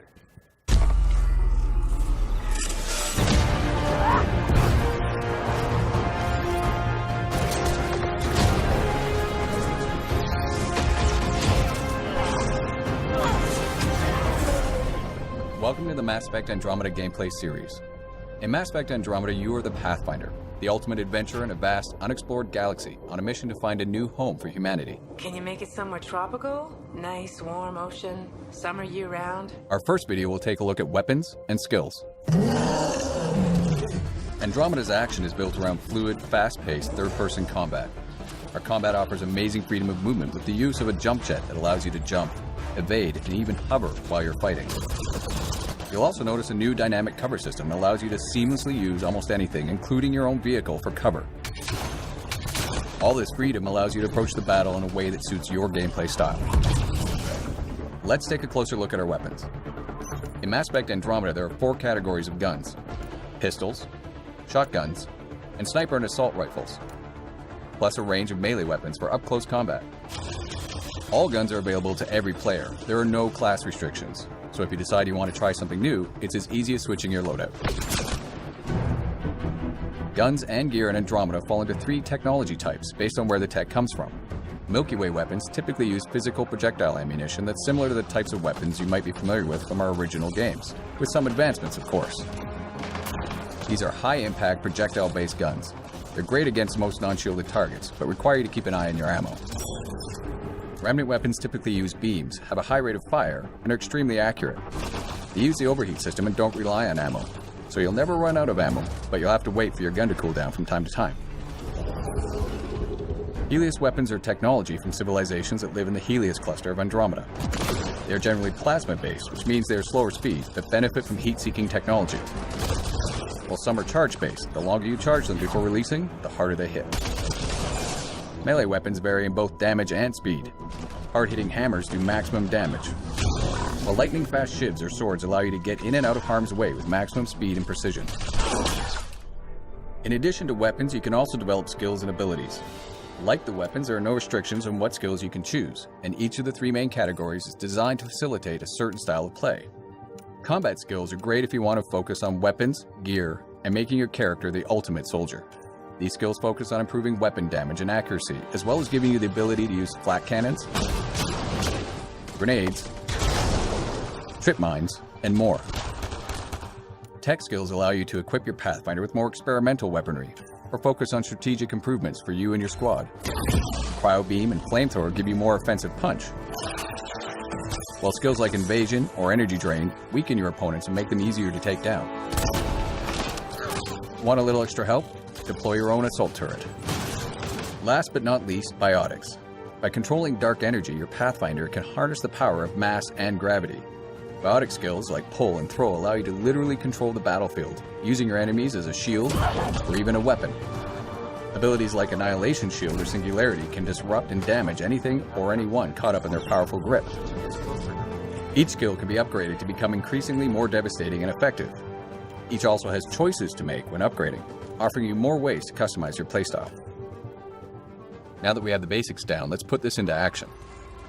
In this case, our Pathfinder is equipped with a sniper rifle and a shotgun, and they've got their 3 powers selected. You'll notice that different enemies each behave in unique ways. Some will keep their distance and try to snipe us. Others will charge right in and try to flush us out of cover. Sticky Grenades is an advanced version of the Omni Grenade combat skill. They're effective against just about anything, but they have a limited supply. Enemies each have different strengths and weaknesses. For most, headshots inflict maximum damage, but you'll need to pay attention to their health bars. Yellow means they've got armor and won't be as susceptible to certain weapons and powers. Blue means they're shielded, and in addition to being more resistant to biotics, you'll generally need to deal with those shields before their health goes down. And just like you, their shields will recharge if you don't finish them off quickly. Tactical Cloak is a tech skill that allows you to evade enemy detection and inflict increased damage when attacking from cloak. And finally, Overload. Another tech skill that's great for taking out enemy shields and synthetic enemies. By holding it before releasing, you can even chain it to multiple enemies. And this is just one of the hundreds of combinations of weapons and skills you can try in Andromeda. Stay tuned for future installments where we'll show you our profiles to give you an added boost in combat, favorites which allow you immediate access to your sets of powers so you can change up on the fly, and squad skills and commands. Take cover! Take cover!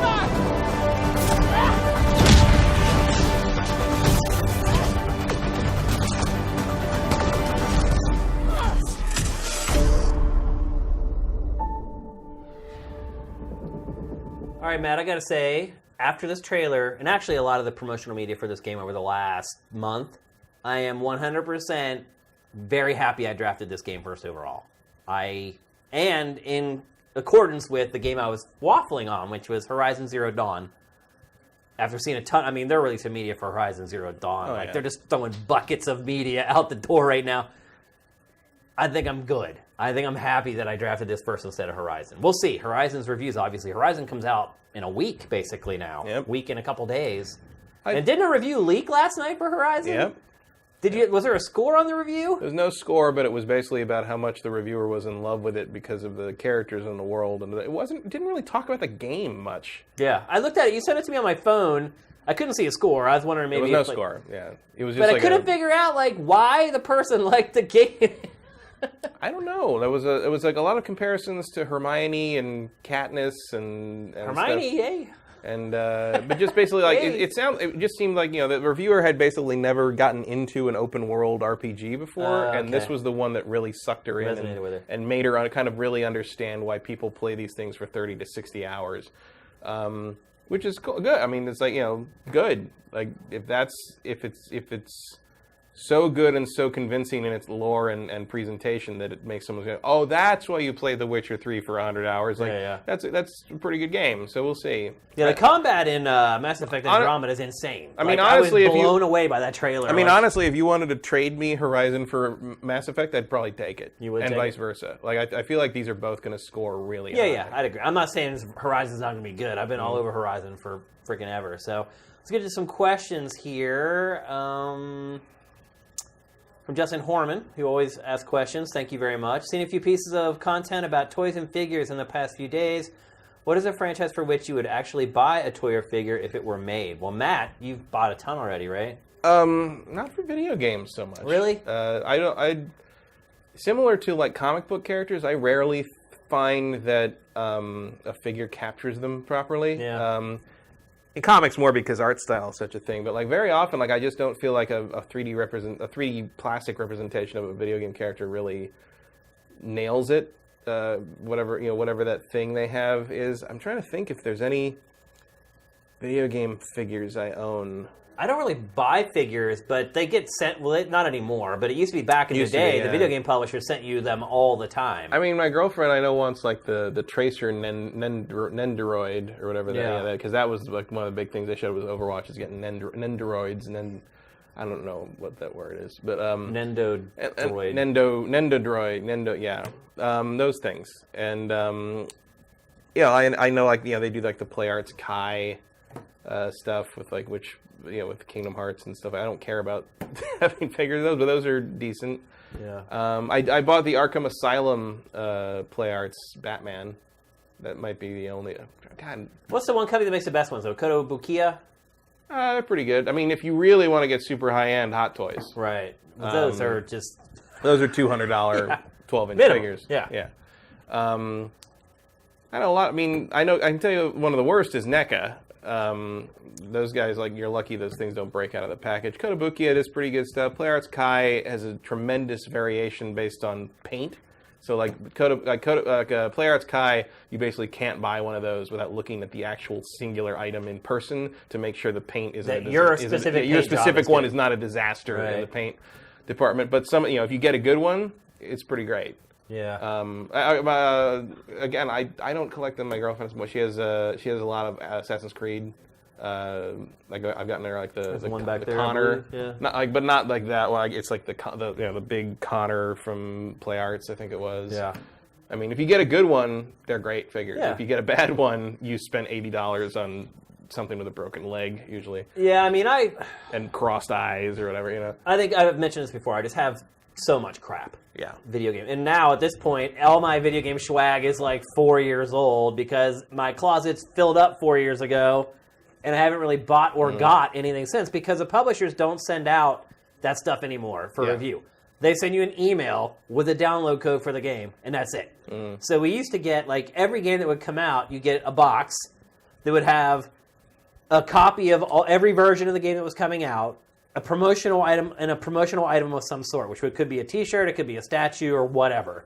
That just doesn't happen anymore. And now all that stuff is rolled into the collector's editions, and only the really big sites like IGN, Polygon, and GameSpot get sent those collector's editions. So, if I would have a figurine for something, man, I don't even know. I got a few probably statues. Samus is probably my favorite video game character. What was that?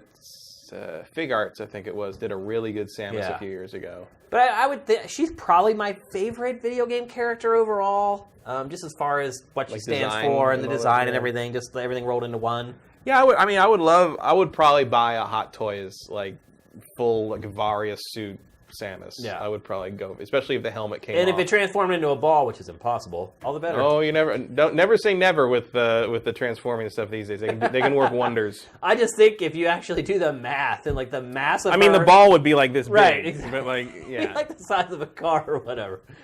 And also there's a third-party company that normally makes third-party Transformers that apparently is doing a Bastion from Overwatch that will actually turn into the turret. Oh wow! Which I'm tempted. Gonna put Blizzard's character design to the test to see if it's legit, right? Yeah. Here's one from DinkyDoo15. I love that one. I don't think we've ever answered a question from you. So welcome to the stream, bro, or broette, as it were. How do common sense mistakes appear in finished games? Things that gamers can tell is a huge issue within 5 minutes of playing a game, like a terrible camera, bad AI, and repetitive side missions. I've been asking myself that for 20 years. Yeah.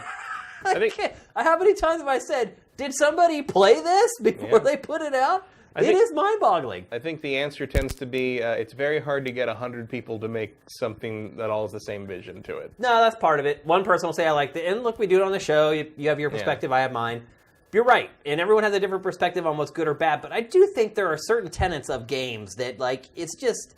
Well, it's like Final Fantasy 15. Objectively good. How do you play Final Fantasy 15 for any length of time and not say, "Hey, these side quests are garbage"? Yeah, like maybe add something. There are tons of people. I mean, I see people on Facebook all the time, journalists, old journalists who used to be our colleagues who have moved on to do other things, just freaking out over Final Fantasy 15, saying, "I cannot believe the scores that some people have. This is the best game I've ever played." I'm just like, okay, different strokes for different folks. But a bad camera, I don't think anyone can play The Last Guardian and say the camera's great. Everyone that plays it is going to have at least a few issues where they're going to be like, that camera's bad. Why does it get in there? I think a lot of times it just depends on resources. It's how many people do you have working on the game? How much of a budget do you have for a QA department? Who's the leader of the studio? If you're working with Hideo Kojima... Who's your camera guy? Or I know there's people that criticize Bethesda's combat. And right. It's like, how do you not, if you're realize Bethesda, how do you not know after this many games that hey, your combat's kind of passable at best. Janky, yeah. It is. And some of the answers might be, well, maybe they don't have anybody that knows combat systems well enough to make that. I think too, if you have a figurehead at the head of your studio, like a Hideo Kojima or someone like that, a lot of times people are afraid to say, hey, dude, this is jacked up. This is not good. Or I bet part of it and with the Bethesda stuff is just Gamebryo's gone about as far as it can go with those games. Maybe if Elder Scrolls 6, fingers crossed, gets announced at E3 and it has a new engine, please. Maybe the combat will be something else. Maybe the combat will be something more involved and more fun. But but Dicky Doo, I don't think there's one reason. Yeah, it's different with each. Every project fails in its own way. It's That's true.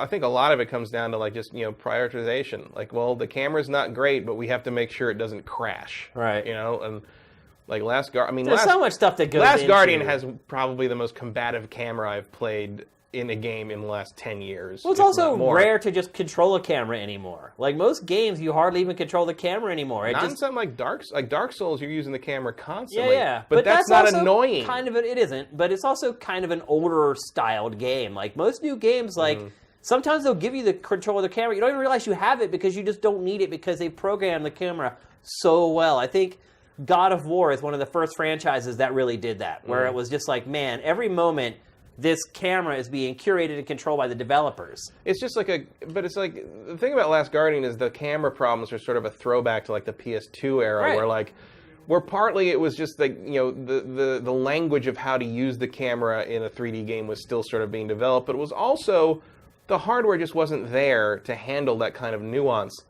But now that excuse is kind of gone, and you're sort of like, well, was this a choice that you decided to put in an irritating camera, or do you just not have the time or money or wherewithal to go back to the whole game and make sure the camera works in every single situation? Because that's the problem. It's like you're constantly getting stuck on trees and walls. That's what I was saying about resources and QA. QA. How big's your QA team? Do you have 500 people playing your game and going to every little nook and cranny of the world, or do you have 100 who are just like plowing through the quest over and over to make sure there's no game-breaking bugs? It makes a big difference. And I don't think Team Eco is intentionally going to be like, oh, let's see them deal with this camera. I don't think they had enough time, Matt. They didn't have enough time, yeah.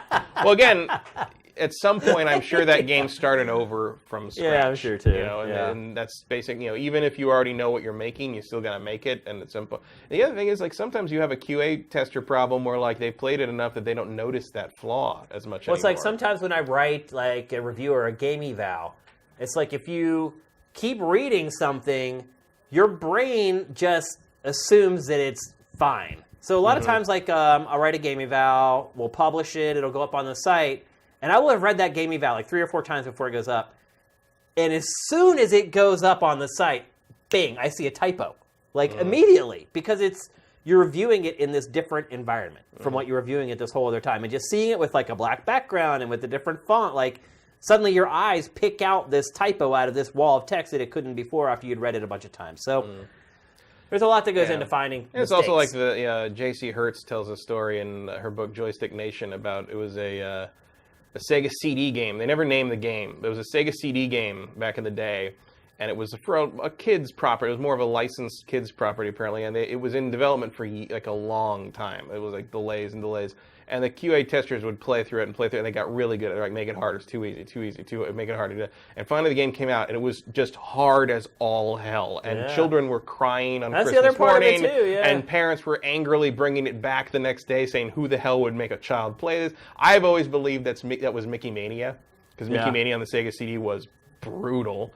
But I don't know. I've heard people say that no, it wasn't That's when too many testers it goes wrong. But like, it's just like you say, you get tunnel vision if you work on these things long enough, and the really good developers are able to step away and recognize. But sometimes things slip through the cracks. I don't feel most of the time they're trying to make a bad thing or trying to let a bad thing go because they're, I don't know, lazy or whatever. I think it's usually just production's hard. It is. That's what someone responded to and said, making video games is hard. Yeah. We are going to answer a couple more questions than we normally do today because our show was a little shorter than normal. So we're going to give you guys your money's worth. Here's one from Gerzilla. When I played Halo Wars 2 at Gamescom last year, it was very janky. How is it now? Not at all. It's really polished and really clean. So no issues there. Odin 5, do you think after the Switch launch, after finishing Zelda, Splatoon, etc., will it collect dust like the Wii U for a while? Yes. Yeah. Yes. I mean, maybe I'll play Mario Kart. I mean, it depends. If you had a Wii U and you bought most of the good games for the Wii U, yes, it is going to collect dust. If you're like Matt, who got a Wii U late cycle, only had a game or two for it, like, I think it'll probably get more play. I am looking at it like I'm probably not going to play my Switch much after the first month and a half. There's also, I've seen people concerned that, like, okay, like, they want it for Mario Kart, or they want it for Splatoon 2, and they're worried that there won't be more in stores in time. Say Splatoon comes out, like July or August or whatever. Yeah. Will there be Switches in stores for them to buy? That because supply chain problems are a reality. Well, the NES Classic Edition outsold the Wii U last month. Think about that. It's crazy. So like I totally it's like if you really want Mario Odyssey, it may not even a bad idea to get it now if you can. In one way, a big investment to just have sitting around. It is. But here's what's going to happen, though. Depends how Mario crazy you are, I guess. I just think people will be fine because this is going to happen. Zelda, everyone's going to finish Zelda. Maybe a third of the people who played Zelda are going to care about Splatoon. Mm-hmm. Man, you got 9 or 10 months in there to let Nintendo keep throwing that stock back into the channels. Like, I don't think like I said, I predicted 5 million or less sales of Switch for this year. So going by that. Here's a question. How many people... This would be stupid. How many people do you think will buy a Switch, play Zelda, and sell the Switch back? A lot. Because they're going to go look on eBay, and they're going to be like, I can get double for this thing? I don't care about Splatoon. We'll pick it up whenever I the next played thing Mario comes Kart out. 8. I'll get this thing for Christmas from my family, or my birthday in July or whatever. A lot. I think a lot. So you think, like, maybe if you don't manage to get a launch Switch, wait a few weeks and... Well, used no, market? I think you're going to pay, you'll that pay first month, huge. you're going to pay out the nose on eBay for them. But I think a month and a half, 2 months... Unless you're in Europe. Yeah, exactly. You can just walk in and get one there. But like a month and a half, 2 months after launch, I think there's going to be supply in a chain, and I think people will be okay. So. You would hope, but we've seen with, with the Amiibo, not always the case. It's true. Hopefully they'll be a little more attentive. I mean, the NES, classic. Yeah. Still, you can't buy it. I've never seen one in a store. I saw one in person for the first time last week in someone's office. Oh, yeah? That's the only time I've seen one. Yeah, I've never seen one in person either. Nintendo never sent me one, so I don't have the time to go looking for one. Kills with kindness. Do you think Microsoft's chase for console power is the right move? Couldn't hurt. Unless it costs too much. I don't know. That's the X factor. Like, I don't know what Microsoft's move is here. They don't... I mean... Well...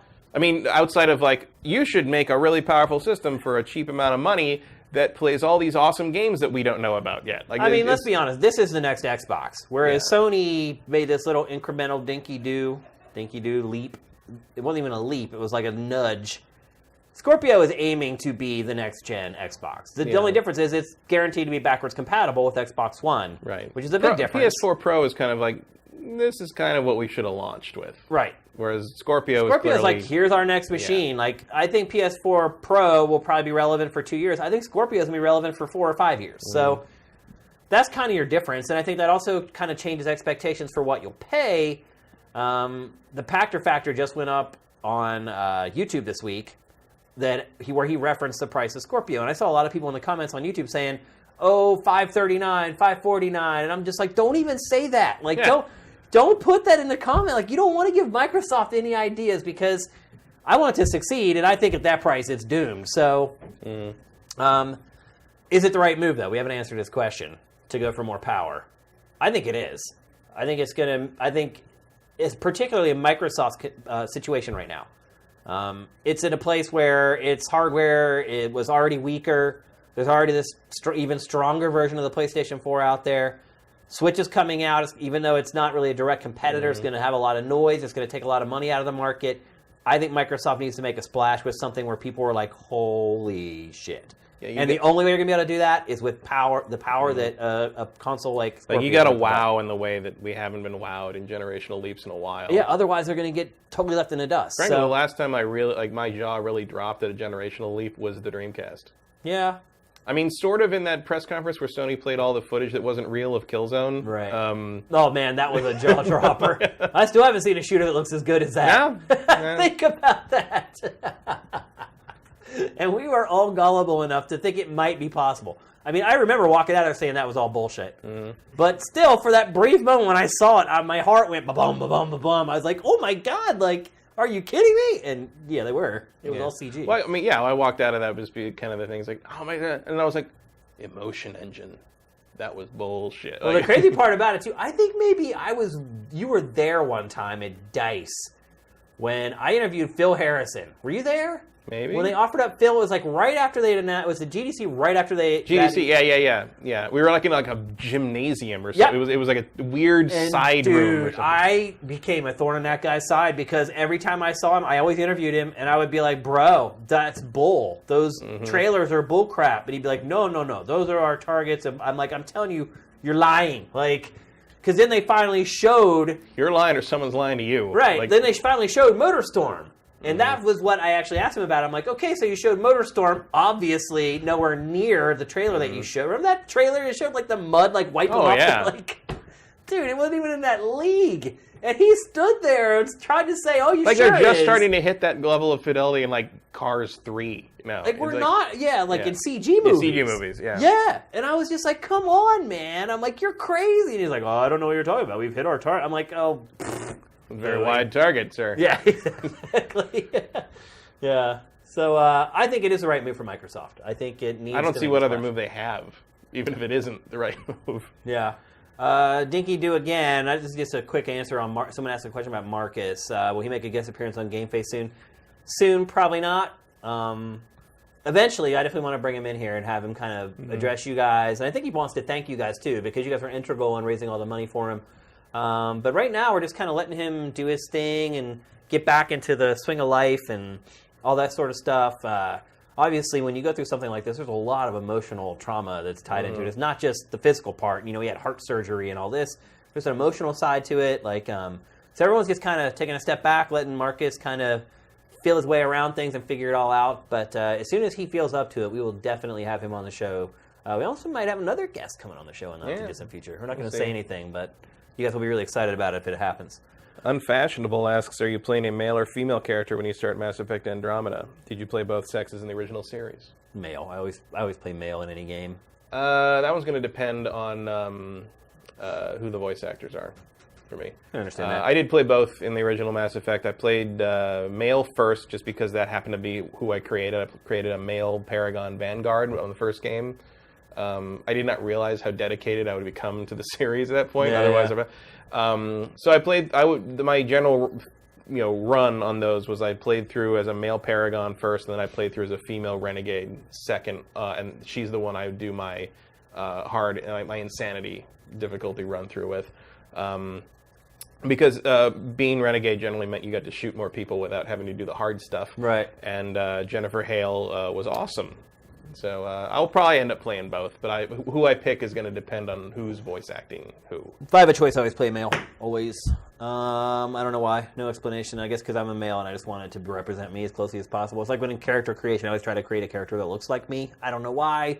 I don't do that. I don't want to look like me. I always do that. Fantasy world. I don't have to look like this anymore. That's the whole point. Chevelle Man, 1979. Do you think Microsoft will announce a price and release date for the Scorpio at E3? Yes, definitely, without a doubt. And I think it will release specs, unlike we will ever get from Nintendo. Right. Well, because they're gonna want to brag about their specs. Yeah, and Nintendo doesn't rightly want you to so. think about it. Yeah, exactly. I think you'll get everything on Scorpio. You'll know at least like what a few of the launch lineup games are. I think you'll get to see the games for launch. I think we'll get to play the launch games. I think nothing will be left to chance after E3 for Scorpio. Dinky Doo does ask, do I need to watch all the X-Men and Wolverine movies to enjoy Logan? No, you don't need to watch any of them, because Logan is not really in continuity with anything. They don't care. Doesn't matter. Logan has claws that pop out of his hand, and he has a healing factor, and Professor X is psychic. There, you're ready. You're ready to see Logan. Here's the big question, Matt. Morat Yilmaz, would you recommend Switch? Me?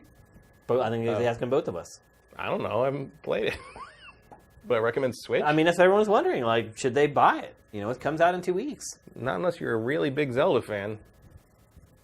Who doesn't have a Wii U, and if you do have a Wii U, you really don't feel that resolution is sufficient. Like I don't know why you'd buy a Switch right now unless you're a huge Zelda fan or you have to talk about it on a podcast. Yeah. If you have a Wii U, I would say do not buy the Switch. Just wait and see how Mario is. Basically. Because all you're going to do is, if you have a Wii U already, all you're going to do is you're going to buy it, you're going to spend the $300 and some dollars, you're going to play Zelda, which you're probably going to love for 5 weeks maybe, whatever you can milk out of it. And then you're going to wait till like summertime for Splatoon. Also, if you don't already have a pre-order in, like you're probably waiting in line till midnight at Best Buy or something. I just don't think it's worth that. Yeah. I hate to say it, but I would say no, I don't recommend it to buy right now. I mean, I'd say most... Unless you're... I'd say that about most video game stuff right now. Wait and see what the reviews and what the impressions It's of the really hard to recommend are. someone be an early adopter of almost anything right now. Let's see, what else are a couple more? Somebody asked about the new Warner Brothers. Oh, that was Dinky Doo again. Teased announcing a new game in March with a little logo. Will it be Batman or Shadow of Mordor? I'm pretty sure that's Batman. That logo looks a lot like the art style in Arkham Origins. So I don't think it'll be Rocksteady though. I think it'll be Montreal. Here's a really good question. Lord Xerxes, do you think it's better for Microsoft to focus on hardware and not making better software for Xbox One? Well, here's the thing. There was a time when like the conventional wisdom was like, it's all about the software, it's all about the library. I don't know if quality gets you as far ahead as it used to these days. Well, like I said earlier, I just think Microsoft needs to make a splash with its brand right now. It better have a few games up its sleeve we don't know about. It has to. I mean, what else? I mean, there have to be. Right. It has. It didn't stop developing games. It can't just be Forza and Crackdown and Sea of Thieves. There's got to be some stuff in there that blows us away. They're stupid if they don't show Halo 6 for the first time running on Scorpio and looking better than anything's ever looked in Halo. Here's the thing, though. Making software for Scorpio is making software for Xbox One. Right. So, hopefully with more success in the scalability than the PlayStation 4 Pro has had. Right. And so, yes, in that case, it is okay for Microsoft to focus on hardware, knowing that the software it's developing for that new hardware will also run on the old hardware. So, yeah, I think Microsoft's... They just need to stick real close to the philosophy of making sure it runs well on the old hardware. I mean, scale down whatever you need to scale down, but Sony, I think, has shown us what not to do in that realm. Okay, one more question.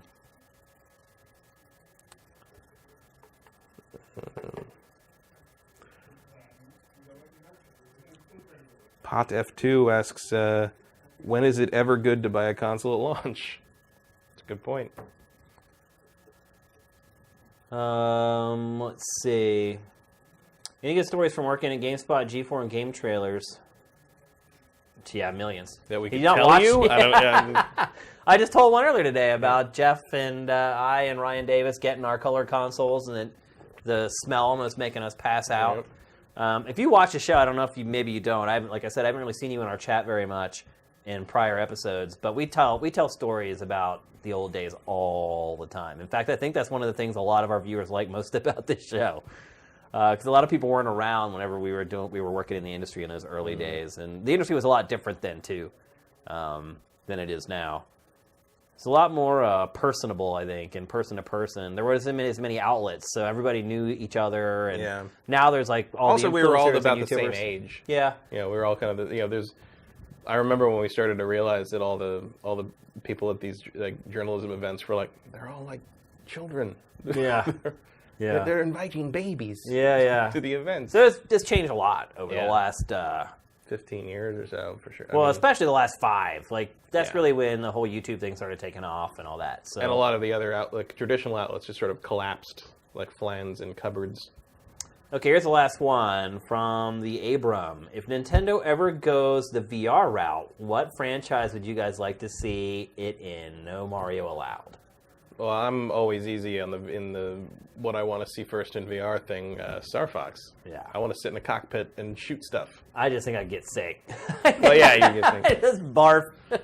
Either that or Metroid, like Metroid That's Prime. what I was going to say. Just imagine going into the ball form in VR. Oh, that might even get me. I don't know. But it'd be like quick. Right. But imagine like experiencing what it's like to be Samus and go from human form into that ball. And then how does she see... Like, when you really start thinking about really Samus, it really doesn't make any sense. I mean, the Chozo stuff is basically science is so advanced it's magic. Right. And some of it might actually be magic. So Right. there's some things about how she actually, warps into a subspace pocket while it becomes a ball. So she's, like, her perspective on the ball would be similar to our perspective on the ball in Metroid Prime. Oh, got you. I don't know if they've ever fully explained. I don't think they care. Yeah. It's like that whole thing where it's like, what's the Zelda timeline? Hyrule Historic comes out. Here's the Zelda timeline. It's like, you guys just sat in a room with like some whiskey and came up with this, right? Like that's not being thought of. It's all about and it's an admirable part of Nintendo. Really, it's like they don't care if it makes sense in the lore. They just want it to be a fun gameplay element and compelling. Yep. No one was thinking about that when they designed that part in Metroid 1. Yep. It's like, you're right. They're just like, she turns into a ball, and that's damn cool. All right, that's it, everybody. That's it for GameFace episode 75 here on Sifted Games. everybody have an excellent weekend. We'll try to get this archive up as soon as possible. I saw some of you guys jumped in late and missed the first part of the stream. So we'll head out of here and get up the archive as quick as we can. Everyone has a great weekend. We'll see you next week. GameFace is up and out.